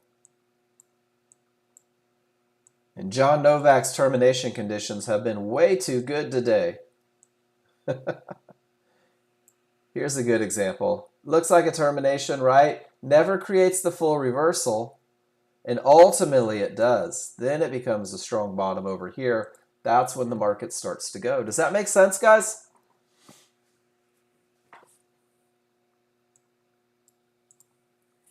So in crude oil, we're waiting to see if those trigger lines are going to roll. In the NASDAQ, that termination created a full reversal. And man, they just didn't give us a chance.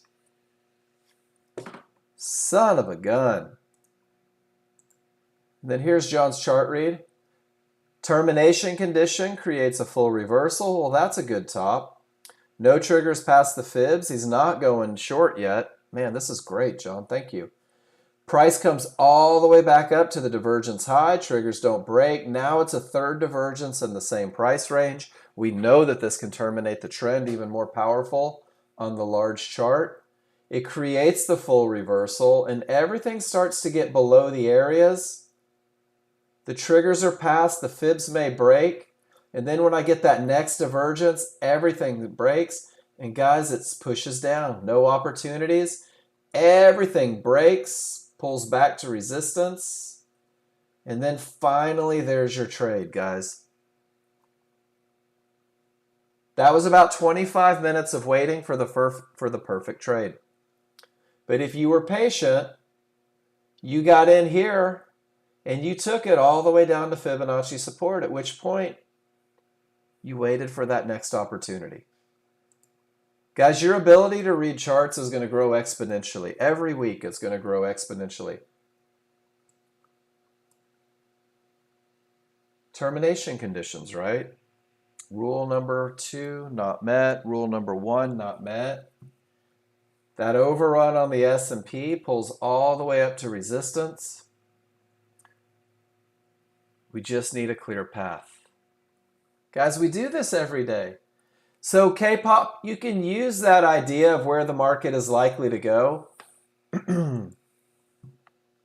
If I'm in a short trade right here, with all that momentum, price loves to finish the move to a fib. If I'm in a long trade, price loves to finish the move to fibs. And you see this all the time. So Fibonacci support, Fibonacci resistance is a great target. And then the other side of that, or not even the other side, but it doesn't always make it, right, K-Pop? Sometimes that market turns before you get there. And that's where you can use that small chart read. That's where you can recognize those divergences. Ideally, I'm looking for Fibonacci support or resistance when I have that odds favorable momentum. But if I lose that momentum on a 13.2 on my large chart, and John posted a great picture of it earlier. If I'm losing that momentum on the large chart, well, then I can use, oh, there it is. I can use that smaller chart to manage a little bit. I'm losing momentum. I've already had a couple divergences. I've taken my entry, but I've identified my trouble spot. I can tell that the chart is weak. So in this case, holding for Fibonacci resistance doesn't make sense because of the losses of momentum. Does that make sense? But guys, this is why I keep it methodical in the beginning. This is why I keep it very mechanical in the beginning. I'm not going to lie, when I first started with the software, Steve B, if by me, I use 7 for class, and I use 8 for execution on Apex. Guys, here's one of those 50-50 trades. Actually, it's not. Smalls aren't through. Never mind. So Steve B, NinjaTrader 8 is available. NinjaTrader 7 is available. If you're using Apex, like a lot of people do in this room, some people are doing their analysis on 7, their execution on 8. Some people are using all 8. So it's really up to you. It's your preference. I prefer doing my analysis on 7, and then I will execute on 8. I'm not sure which version it is. They just had an upgrade. Because K-pop, my graphics card isn't as good as it should be. So for me, it's less strain on my computer. It's the exact same coding, Steve B. Who sent you that message? Ninja told you? Yeah, now here comes John. The coding's exactly the same for both. K-pops, I do both. So when I take trades, guys, because... Are you asking which graphics card I have? Oh my gosh, I don't know, but it's not the best. So what I used is there is this company, and John Novak sent me the link. Guys, I'm not a tech guy. My brother is the tech guy. Is it Benchtop? User Benchtop. User Benchmark. So what I used, K-pops, and this kind of helped me out, is you can go through and you can run your computer, and it'll test all the different components and let you know kind of where you're at, whether you're fast enough, whether you're slow, what's going on. Oh, then you're set, Steve B. You can use either. So what I did, K-pop, is I ran this. John Novak sent me the link, and he goes, hey, run your computer on this. My processor is fast. My memory is good. It called my graphics card a tree trunk. It's a middle-of-the-road laptop, gaming laptop. But it does everything that I need it to do. And since I have access to 7, I don't worry about it too terribly much. So if you look at the trades that I execute, and I'll see if I can show you a picture.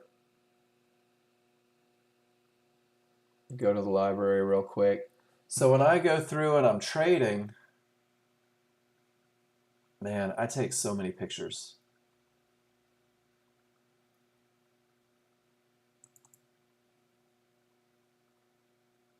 Nope, that's NASDAQ. That's replay from over the weekend. I'm trying to find a picture, but I will use...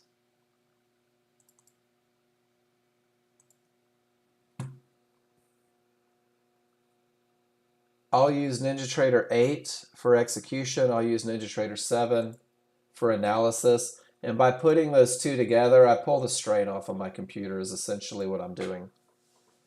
So depending on what you have, what you're working with there, and John's got a really nice idea on what you should be looking at as far as computers go. And then let's see if Easy Trading Computers is in here. There is a company that builds computers specifically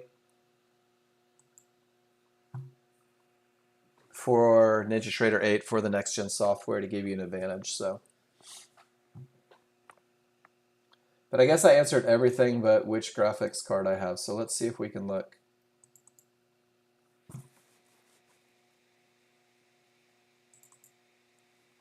System about. I don't mind sharing what I have with you guys. My graphics card is, I don't even know how to do it. I want to say it is the 3050 NVIDIA. It's the smaller, slower version of NVIDIA, and it seems like, oh wow, 150 days loaded.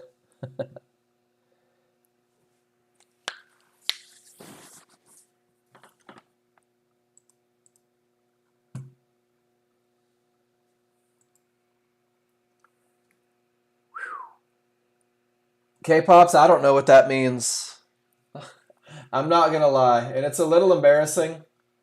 I'm so not a tech guy. I don't know what that means. It looks good, right? There's a lot of 8 times in there and a 24 times. Mining rigs, a bunch of, I don't even know what a GPU is. It's embarrassing how little I know about the tech world, but I'm really good at reading indicators, which is why they put me in this classroom. There's a 50-50 with a divergence, right? That's the NASDAQ coming from a termination condition. Termination condition creates a full reversal. Full reversal creates odds favorable. Odds favorable gives me a pullback to resistance. That's the bottom end of the window. The top end is up here at 83.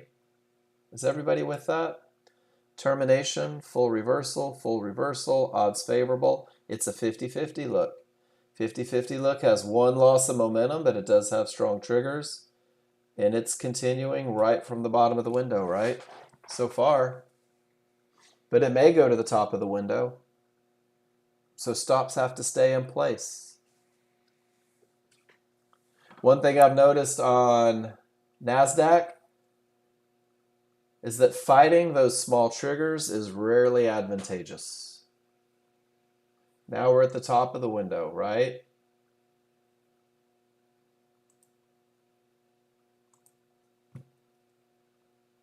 Maybe it goes from the top of the window. Maybe it doesn't. It's a 50-50 trade. But if you got in at the top of the window, looking pretty good. Divergence on a 50-50 might take you out of the trade.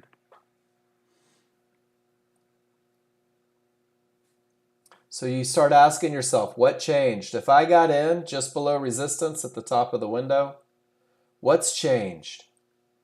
I'm in the trade. I'm up a little money. My stop is a couple ticks above. What's changed? Guys, notice how divergence printed on a 50-50? Divergence means a loss of momentum. Doesn't it make sense that with a loss of momentum, it pushes up a little higher? Still nothing has changed, right? You're still in. Everything's starting to point down. You've probably taken your first contracts. You probably have zero risk. And if that good top creating a full reversal with odds favorable, I can use 1-to-1s as a target, and that target was just reached.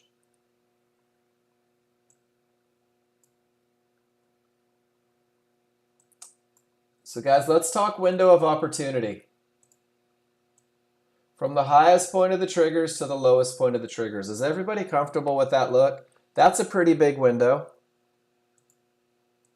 From the lowest point of resistance to the highest point of resistance. Guys, if your stop was outside of the window of opportunity, you stayed in this trade and took it all the way to Fibonacci support.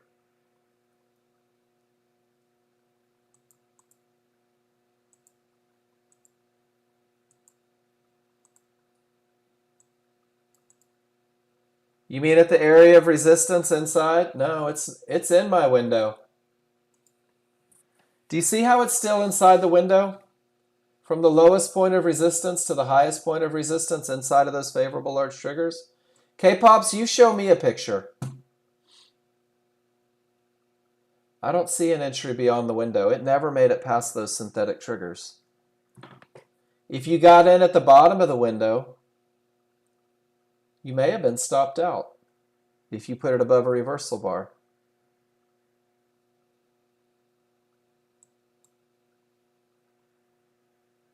To the right side of the, right here,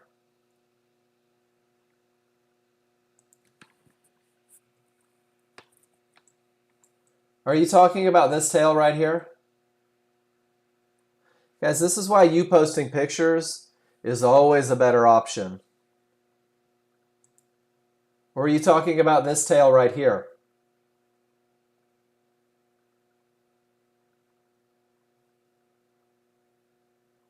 I've got 3 tails on screen. Let's circle all of them.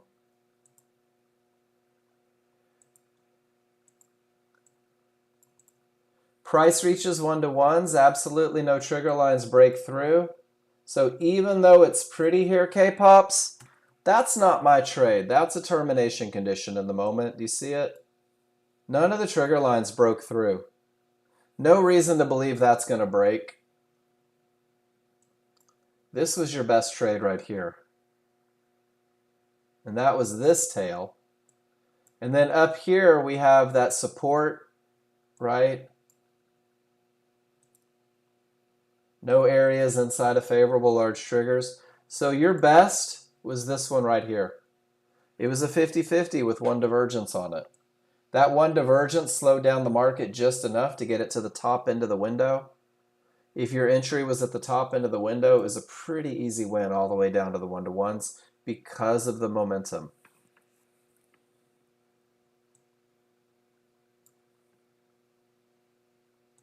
All right.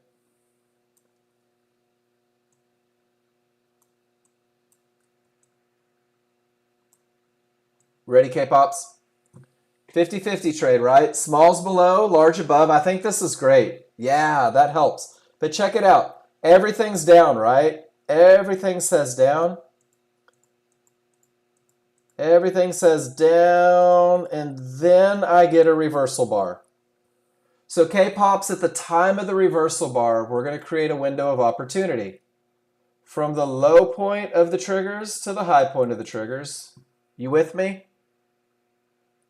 From the lowest point of resistance to the highest point of resistance. So we have our window. So if you took this trade, you got into the market at the low point. But this is a 50-50. I don't have the advantage of a clear path. And I have a loss of momentum. What's a divergence? It's a loss of momentum. Why do we get in at the bottom of the window? Because of the momentum, right? And that clear path. So since I don't have a clear path and I have a loss of momentum, guys, as you grow with the software, you may look for a higher push. Or because of the loss of momentum, and K-Pop, you're going to love this one, you may say, I'm going to get in at the low point because the conditions are great, but I'm also going to have one at the high point in case this divergence pushes it up. Does that make sense? This is like a perfect example. So the market comes back and I'm in at the low point, right? But I had that divergence and I'm like, man, my stop, so K-Pop, your stop has to go where the market shouldn't. And then you get a reversal bar. And you may say, well, I'm going to take my 2 ticks above the reversal bar, but it's a 50-50 trade. There's a loss of momentum. You're still inside the window of opportunity. And guys, this is where it becomes difficult.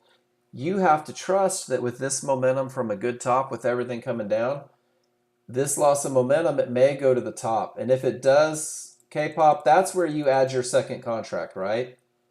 And then there's your reversal bar. There's your new risk. You have 2 entries. and that market screams down, and then there's your first $100, and then the market screams down, and then it goes right to that support, and there's your trade, right? And with NASDAQ, if these triggers are up strong, it's probably going to push to that higher point. And you can always do the trade twice, or you can add on, but the rules don't change. It's odds favorable momentum. And if you forfeit the idea of a clear path, you kind of have to gauge, right? But we can use the window of opportunity where stops should go. Did that make sense? Weak triggers, 3 divergences, smalls above. It's an ugly look, isn't it? Weak triggers, momentum, it pushes higher. NASDAQ is fun. NASDAQ moves, guys. There's a termination condition that creates a full reversal.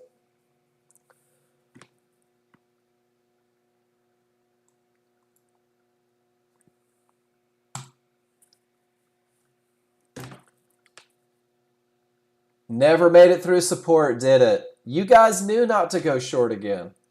Great job, Nexgen users.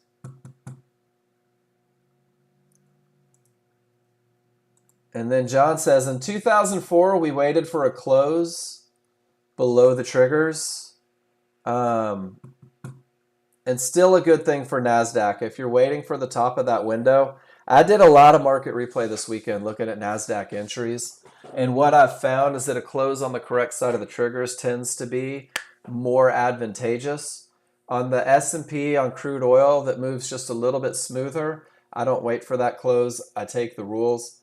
But if I'm looking at that NASDAQ and I'm looking for that best of the best, and if we go back and look at that one at 1059, there's your close on the correct side of the small triggers to make that move. And if you use that logic on your NASDAQ trade, you don't get in until it gets to the top of the window. Absolutely. When I market replay,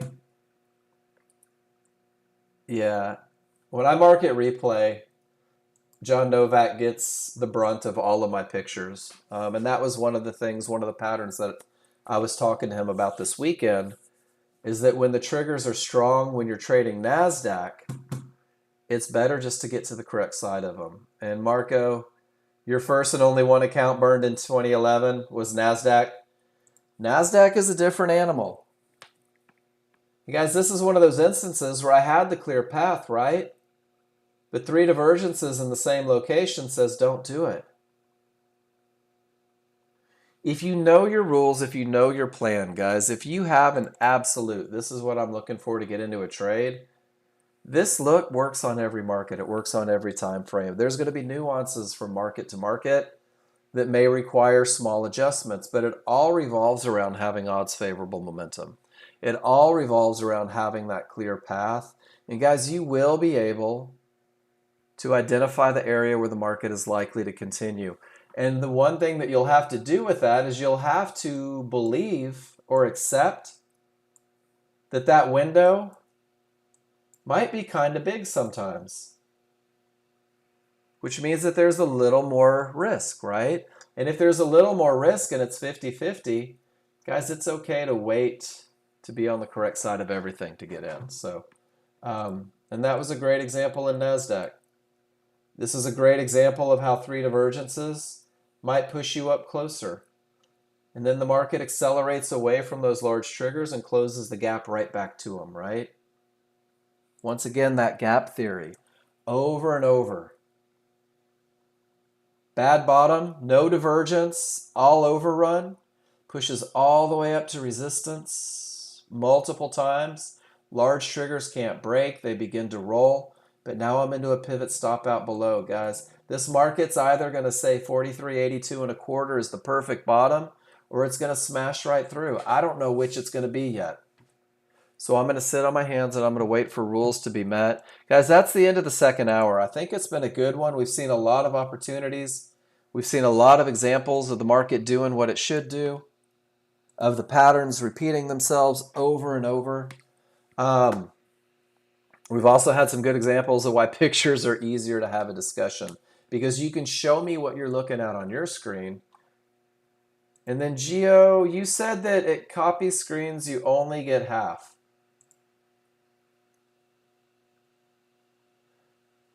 Are you using Snagit, Gio, or are you using Capture software? Let's go through it real quick, because I want your pictures. Gio, are you in here? Guys, whether it's Capture or TechSmith, in order to get both charts, you have to click and drag. You have to left click at the top and bring it all the way down to the bottom and release. And when you do that, it's going to give you both charts. If you only click on one, if I use that TechSmith Capture and I just click on one chart without a click and drag, it's only going to give me the one chart. So click and drag to get the best information.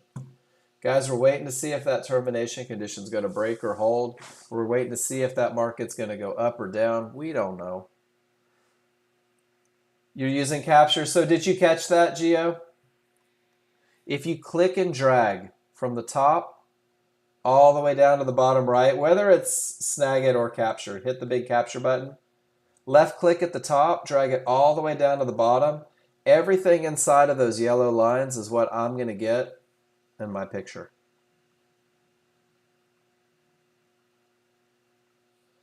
Multiple screens.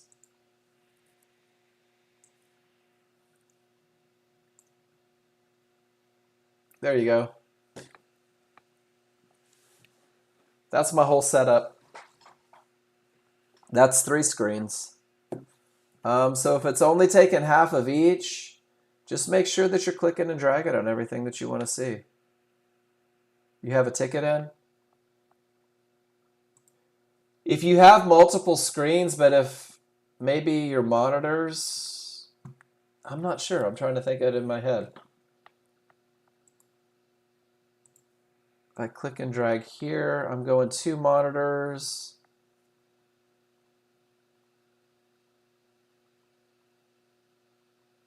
I'm not sure why yours is doing that. That's awesome. 4:30 for the day. Love it. Following rules? Always, right? Here's your 13.2. Weak bottom? Absolutely. Strong bottom after pullback, get into resistance, nothing in the way because you're coming from the termination condition. And maybe these are the entries. Nope, same picture. Strong top at 811, turned and rolled back, 841. You got in at 69.40, out at 69.10. Absolutely beautiful. Then you just got patient until the termination condition and looked for the opportunity. Great trading, Gio. Great trading. Guys, so far termination conditions working. I'm going to take 5 minutes. When I come back, we're going to finish strong, guys. Last hour belongs to you. If you have a question, TJF, Walter, K-Pop, Sydney, Tan, Samuel, Philly, all you guys that have been quiet, talk to me, guys. Let me know that you want to talk about. I want to make sure that you're comfortable with all the concepts. Guys, we can talk about anything. I'll be back in 5 minutes. I know. Texas people tend not to be. We like to talk.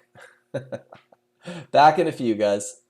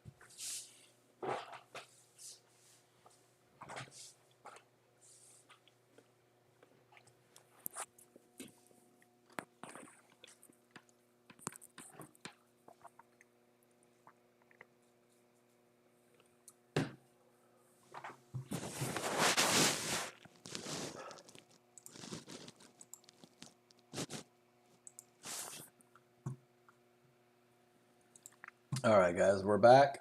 And if you are watching this video after the fact and the YouTube one, my apologies. I just chewed in your ear a little bit because I didn't mute the YouTube one. Guys, I'm going to open up the large chart. And let's just kind of go through what we're looking for, right? Looking for clear paths, looking for odds favorable momentum, identifying when the small and the large get through an area, creating these boxes, saying this is where we're looking for the advantage, right? That's that strong top that creates a full reversal. A lot of Fibonacci going on here, looking for that clear path.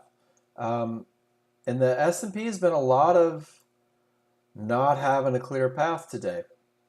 Over here, we can do it again, draw this box where the small and the large get through. We can see if there were opportunities. Terminations, creating full reversals. There's one of those 50-50s. You could draw the box. On the 50-50s, you can circle the tails, see if the entries were right. But you can go back and you can study these. Look, you can make these boxes and open up. Here's one of the boxes, but there wasn't an opportunity, right? And if we scroll back and we look, here's those boxes. Maybe one opportunity to get back up there. YouTube is not on right now, Samuel. After the day, we'll go through and we'll make it live. I keep them private in the moment. And K-Dog, yeah, it does. But if you go to the Streams tab, you'll be able to catch a lot of those after the fact. So, guys, if you're hanging out and there's a lesson and you're like, wow, that was the one I needed, everything started to click, guys, you'll be able to go through and find these. If you just want to review rules, the first hour is always rules. Any one of these, the first hour is going to be rules, guys. Go in there. But when you have an aha moment, when you have one of those, man, this today really spoke to me, go back, rewatch it, get that lesson in place. Scrolling back again, there's one of those 50-50s. You're welcome. And that 50-50 was a beautiful trade right up to resistance, guys. That's the same one that we talked about this morning. So this is a great way to study. And that termination creates a full reversal. This full reversal gives me odds favorable momentum. This odds favorable momentum is sitting 50-50 right at support, right? If there is no divergence and there's no potential for it, this is a 50-50 trade, guys. This is a 50-50. The area is not, the path isn't clear. The window's not too terribly big. It might be an opportunity for some of you guys. Crude oil, termination, took it all the way to the next one. Guys, look at how powerful Fibonacci is. Is it just me, or is that pretty amazing? From support to resistance, back to support. And guys, if you're one of my momentum style traders, that termination condition that gave the large trigger roll with the smalls up strong, pulled right back to the midband, that's one of those terminations into a momentum style that John Novak teaches a lot. He loves this trade. And it goes right up to resistance, guys. That patience of waiting for everything to agree. That's where dividends get paid. 13 range helped on that one, K-Dog. I like it. And guys, you're going to see trades, 21 charts. You're going to see 8 range charts. You're going to see 13 range charts coming from these veterans. Veterans, back me up on this one, please. If you can't read 2 charts, don't try to read 3, guys. If you can't find 1 trade to give you your highest chance of success, don't try to find 2, right? Start simple. Excuse me. Create that great foundation. Get all the feedback that you can possibly get to make sure that you're comfortable, and then move in that next trade direction. More charts will not make you successful. In most cases, guys, if I have 4 charts and 3 say yes, or 3 say no, and 1 says yes, my brain says go with the one that says yes, even if it's the wrong chart. And I think that we all did it, right? Don't we all do it, K-Dog? We go through and we try to be smarter than the system. We try to be smarter. Guys, this is a pivot with a loss of momentum on the NASDAQ. This pivot with a loss of momentum gives me a trend change, but my large are still below the area. I don't have a clear path to the upside. My smalls are still below the area. I don't have a clear path to the upside. I don't have odds favorable momentum because even though the smalls are above, the large are still down. Guys, you're in a holding pattern at this point. If this divergence from the overrun and these large triggers get above the area of support, then we know that it was overrun.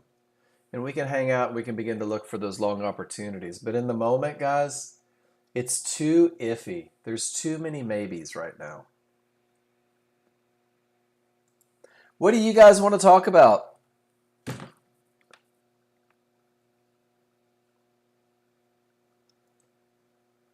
There's your S&P.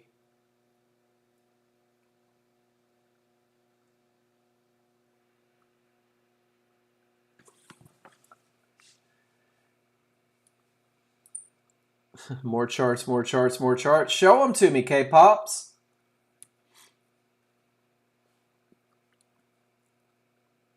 Show me your pictures, guys.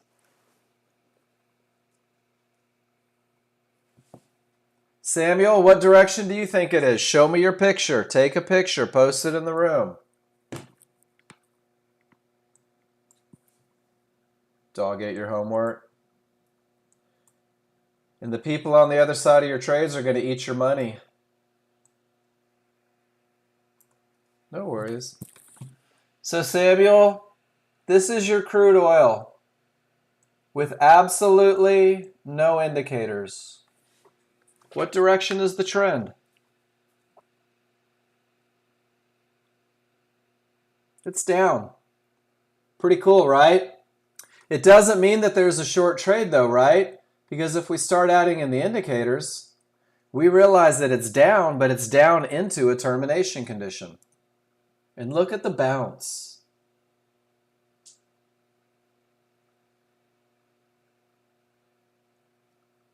And if this termination condition gives me a full reversal and gives me odds favorable momentum, there may be a shot to the long side. Or I can say, and guys, this is one of the keys of Fibonacci. Check this out. From resistance to support to resistance to support, crude oil is kind of defining a range that they're stuck in, aren't they? I can say something clever, like I'll just wait a second.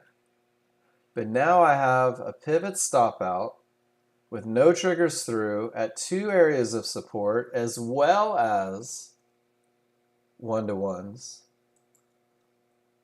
It's a good look for a potential bottom, but it's not a bottom yet, right? I'm waiting for that reversal. I'm waiting for that roll. I'm waiting for that confirmation rather than forming an opinion. Here's all your charts, K-Pop. Let's see. Alex's perfect trend trade short twice. It has odds favorable momentum and no termination conditions. And he takes an entry at an area of resistance inside of favorable large triggers and gets paid twice. And then he takes an entry at an area inside of favorable large triggers and gets paid twice. How do you get the confidence to do that? I guarantee if you study all of these, let's look at this one. Oh, this is when my wife joined the class. Nexgen Gen, perfect 50-50. Odds favorable, no divergence, strong triggers, beautiful entry, pragmatic exit. That was my wife making me proud one day in the room. But you can go through and you can keep doing this. David S. Odds favorable, no terminations, pull back to the area of resistance inside of favorable large triggers. How many times do you need to see it to believe it?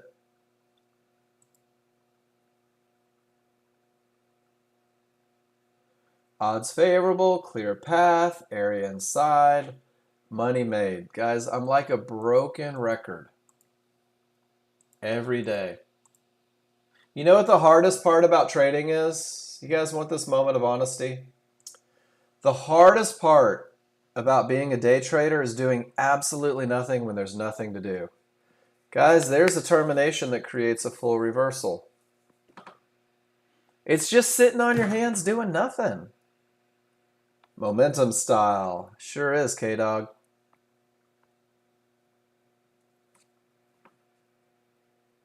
Patience, patience, patience.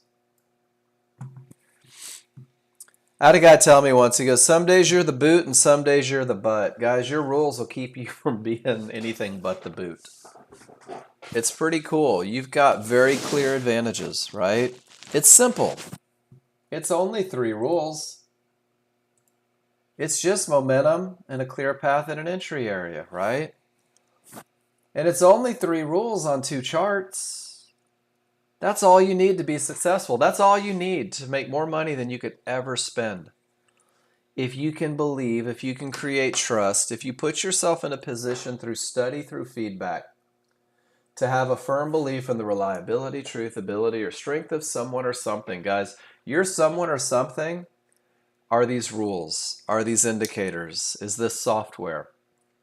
The only way to develop trust is through repetition, through seeing it for yourself, through watching it work, right? And if you're not sure why it worked, you post it in the room and we talk about it, guys. But you will have confidence, belief, faith. This is my favorite one. Freedom from suspicion or doubt. That's a strong relationship. Which was the last slide? Was it the 2 charts? Was it that one? Cool. It's all yours. Simplicity, right, K-Dog?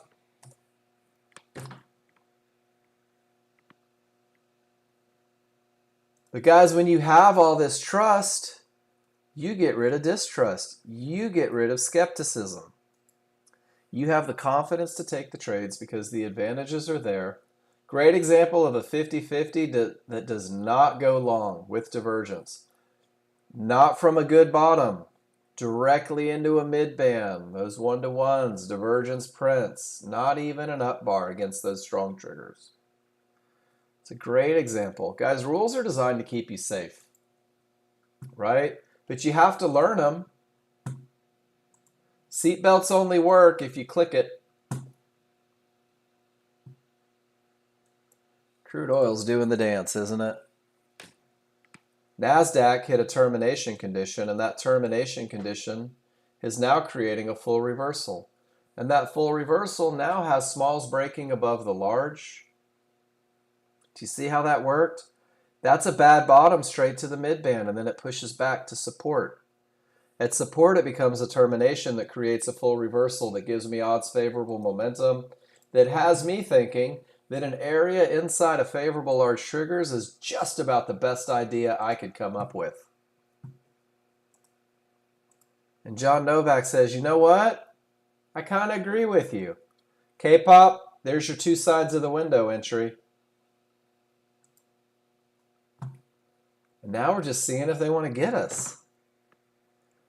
But guys, it's not a coincidence that I sit here and I activate this limit order and 3 seconds later John Novak posts a picture of his free trade. It's because the rules work. It's because that chart reading puts you in a position to have an advantage. It didn't come back, but it was right.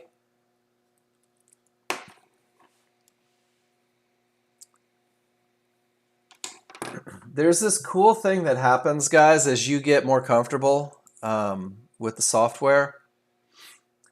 And I like to take a little excerpt from the late Mark Douglas. And this guy was amazing on the mental side. Tell you what, K-Dog, you send me a shiny nickel, I'll make sure that you get it. Otherwise, you're on your own, buddy. Whoops, wrong one. No, we can get it. It's in the resources. Do you need it for 7 or 8? We'll get you taken care of. 7? I got you. So you're just going to build 34 two charts, a 34.5 and a 13.2. And then from that, let me get you my templates real quick.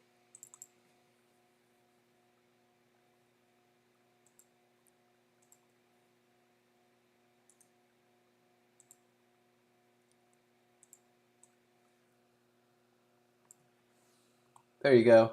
There's your templates for it.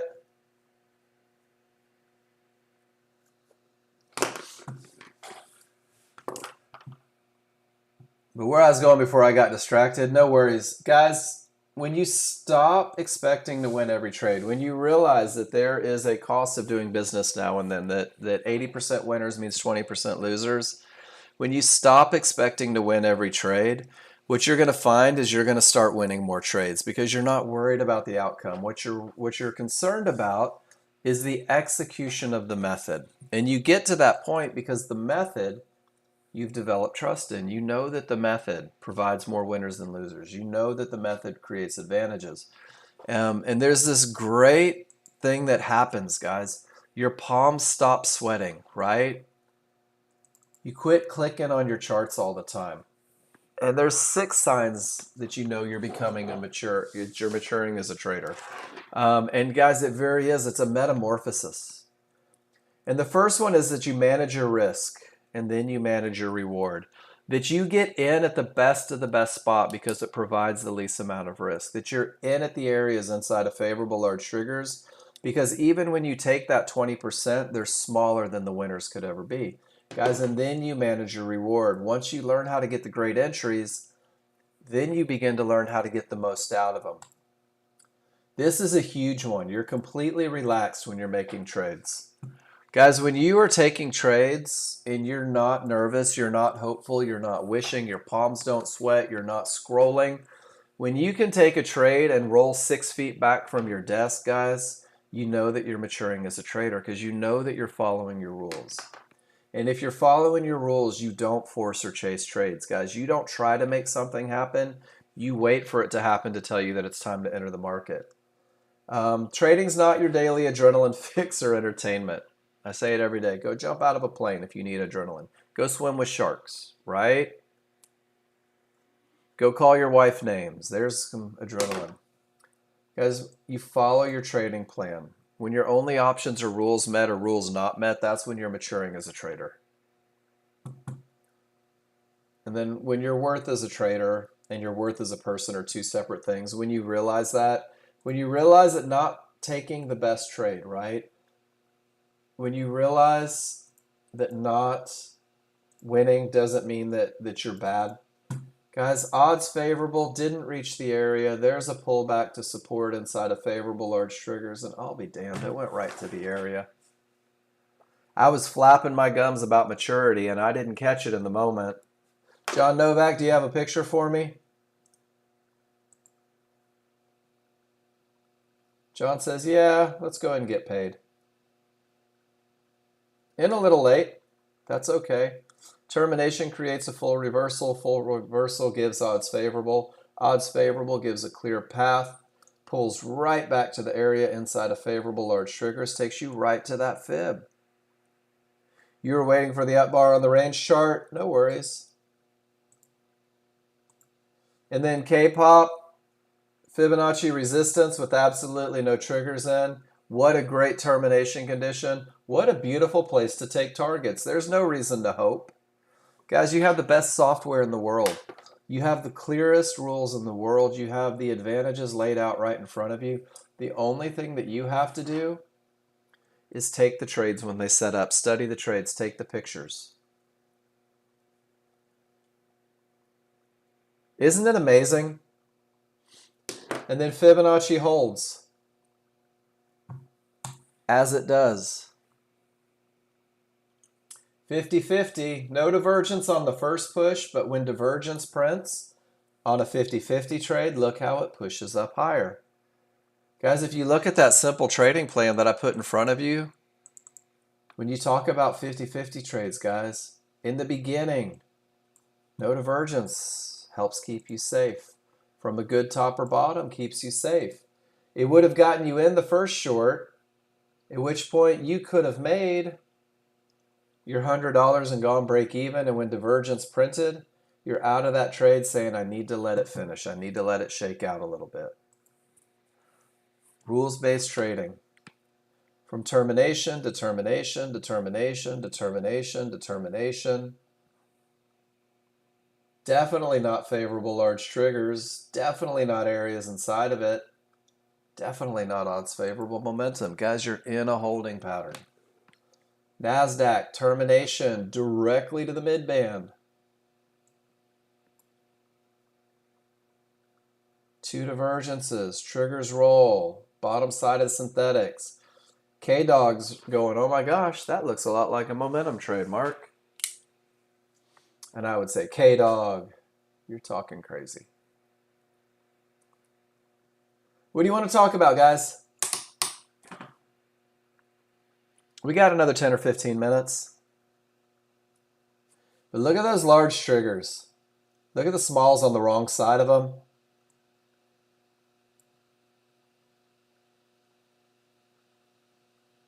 That's not a high probability scenario, is it?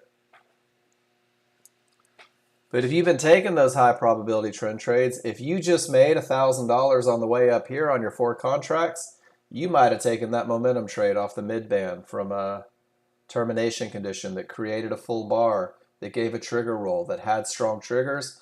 And K-Dog says, pay me. And there it goes. And it's just chart reading.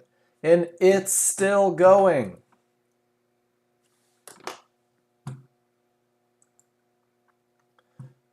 It all starts with termination conditions, right? Safia, beautiful. Everything about it. Nice job. And then divergence prints with the weak triggers, and you get out. Fantastic trading, Safia. Told you you could do this. Isn't it cool where there's that point where it clicks and you're like, oh my gosh, my rules work.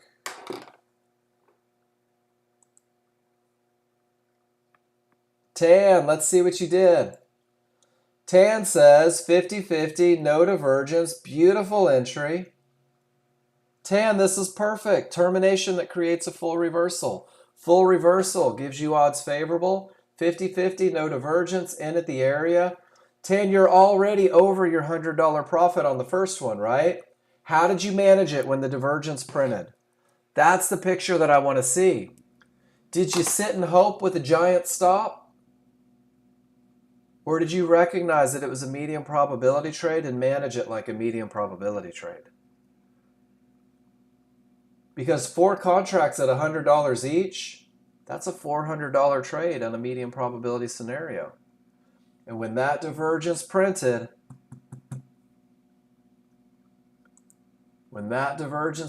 you had to think about things, right?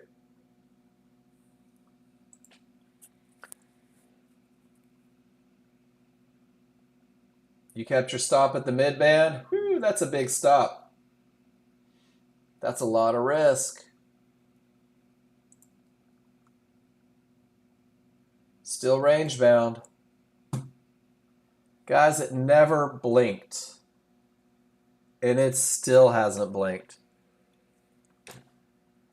So Tan, you have to ask yourself, is it worth it to keep that much risk? Or, and let me throw something out there, and guys, you're going to trade the way you trade. Can't you get in, make a little money when the conditions change? Just be patient. Don't sit through all of it. Tanberg, you know where it may go, right? Let it go there, and then get in on the right side and make money again. Guys, you don't have to sit through huge drawdowns. You've got the ability to read your charts. David. No divergence says give it a try. Divergence said let's see what it's going to do. Does that make sense? No divergence, take it from a good top. With divergence, it probably wants to go higher. We're losing momentum. The triggers are weak. Let's see where it goes, and then let's let it tell us that it's time to get back in. 21. Should be 21.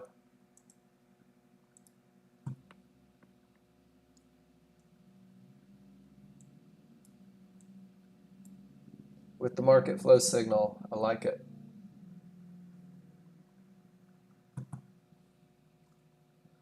It's rinse and repeat, guys. Over and over. These are my rules. Wrong pictures. Actually, let's do this. Let's repeat the process real quick. Post your trades in class, please. I'm going to beg you to participate in your own education, guys. Post your trades in class. Let's talk about them. Let's get your feedback on everything that you do. If you're not taking a trade, post a picture of your chart. Hey, Mark, this is what I see. Am I reading this right? Use that spreadsheet. Get that recognition. Guys, I'm going to give you mine once again. Here's 240 pictures of entries. 240 pictures. Learn the rules. There's only 3, right? Learn the rules. Be able to gauge momentum, a clear path, and an entry area. Make sure that you're doing it on 2 charts. Congratulations, you've just given yourself a plan that's capable of winning more than it's losing. Simulate every day, guys. Post them in class. Don't practice the wrong trades. Give yourself that advantage. Simplify. You have to learn the looks so that they're easy. Guys, repetition makes them easy. If you take 15 pictures a day, who's taking 15 a day? Guys, 15 pictures a day is 300 pictures a month. That's 900 pictures in 90 days. The reality is once you start taking 15 pictures a day, you're going to see the value and you'll probably take 50. I have days where I take 40 pictures. Use market replay, double your reps, fix your mistakes, take your pictures, repeat this process until it's time to go live because you've proved that you win more than you lose. Guys, that's the path. It doesn't change from day to day. The rules don't change from day to day. We're consistent. We've been doing this for over 20 years. For over 20 years, Nexgen has been teaching people to trade the markets. For over 20 years, there's been a very definite path to success. And without momentum, you knew not to take that trade, right? Without momentum, without an area inside of favorable large triggers, there was no reason for any of you to get run over right there. Some of you did, but you're not going to show me. And now we're all the way into that mid-band, and the large triggers are so far away. And John, I have a glitch on my reversal bar marker for sure.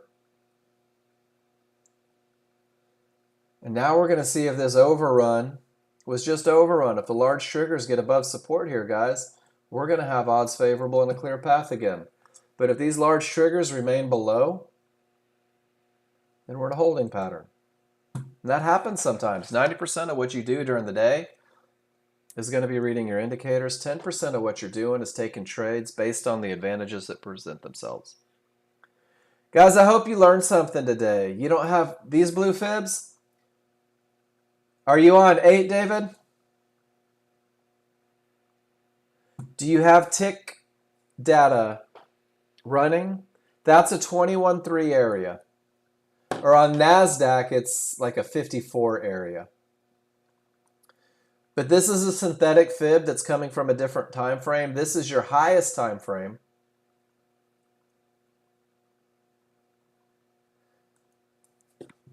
Guys, are you running with or without tick data? It's later. Tick. It may be different. Guys, it may be my problem on my end. I had 2 different NinjaTrader 7 NASDAQ charts this morning, and they look differently. I need to go through and I need to rebuild everything on my end. So I'll do that. But trade your charts, right? But the lessons are the same.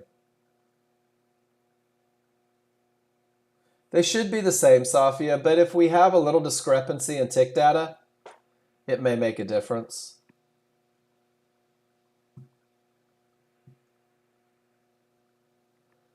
Just watching and waiting, right? Watching and waiting.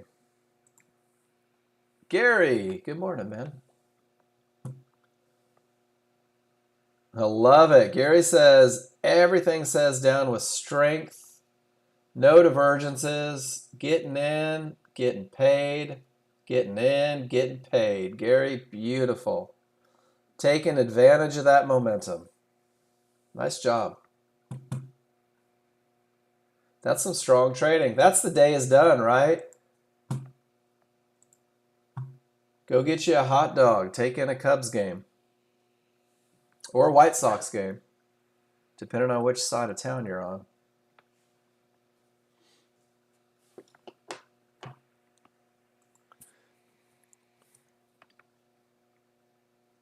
"50-50s with divergence, guys. Can be a game changer. Sure enough is. Tan, this is why we don't hope. I hope eventually you get vertigo in the sock.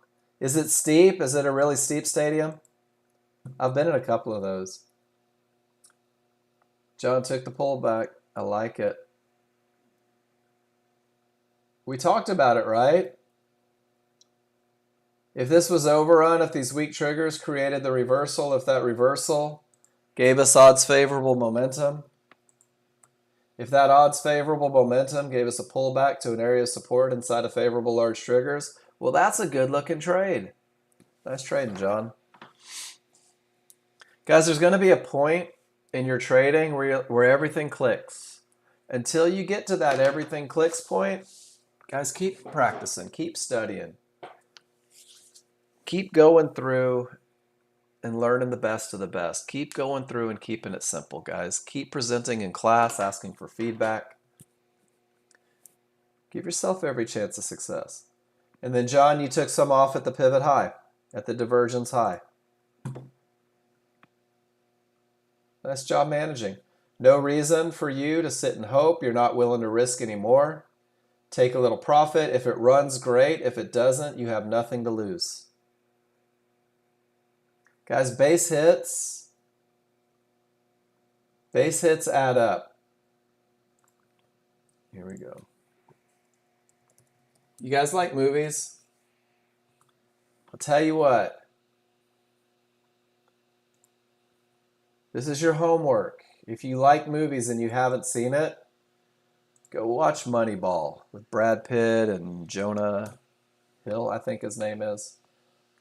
Guys, it's about the Oakland A's, and it's about base hits. It's about getting on base. It's about small gains, creating big successes. It's a great movie. And I didn't realize how many parallels there were to trading in it, guys. I would rather take $100 low risk 10 times during the day than sit and hope for one $1,000 trade. That's just me. See how things change? Couple divergences, right? There's a third lower divergence. If you're not getting in at the best one, you're having minor basal cell. Hope everything goes well with that, Gary. Man, watch the movie. It's a great movie. I was only 15 years late on watching it, but man, it was great. Guys, 50-50 doesn't mean that it's guaranteed to break, right?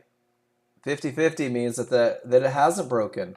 And if things change, it's okay to get out of a 50-50 trade and wait for that highest advantage. Wait for that best of the best look. Wait for that clear path. Guys, look at that termination that creates a full reversal. But aren't we right at the top of that range? Where the market's been consolidating? Is it going to break? What do you guys think? Who's forming opinions right now? Who says absolutely? Because that termination created a full reversal, because the full reversal gave me odds favorable, and that 50-50 gave me no divergence, strong triggers, and a pullback to an area inside. How many of you took this trade right there at 69.40? Took $100 at 50, your break even. And you're saying, man, if this is the one that goes, it's going big from this bottom. Anybody catch it? It fits your rules 100%. If you're on that KISS plan. Missed it. It's all right. It's like buses, right? There'll be another one. Didn't get filled? Arg. But it fits the rules, right?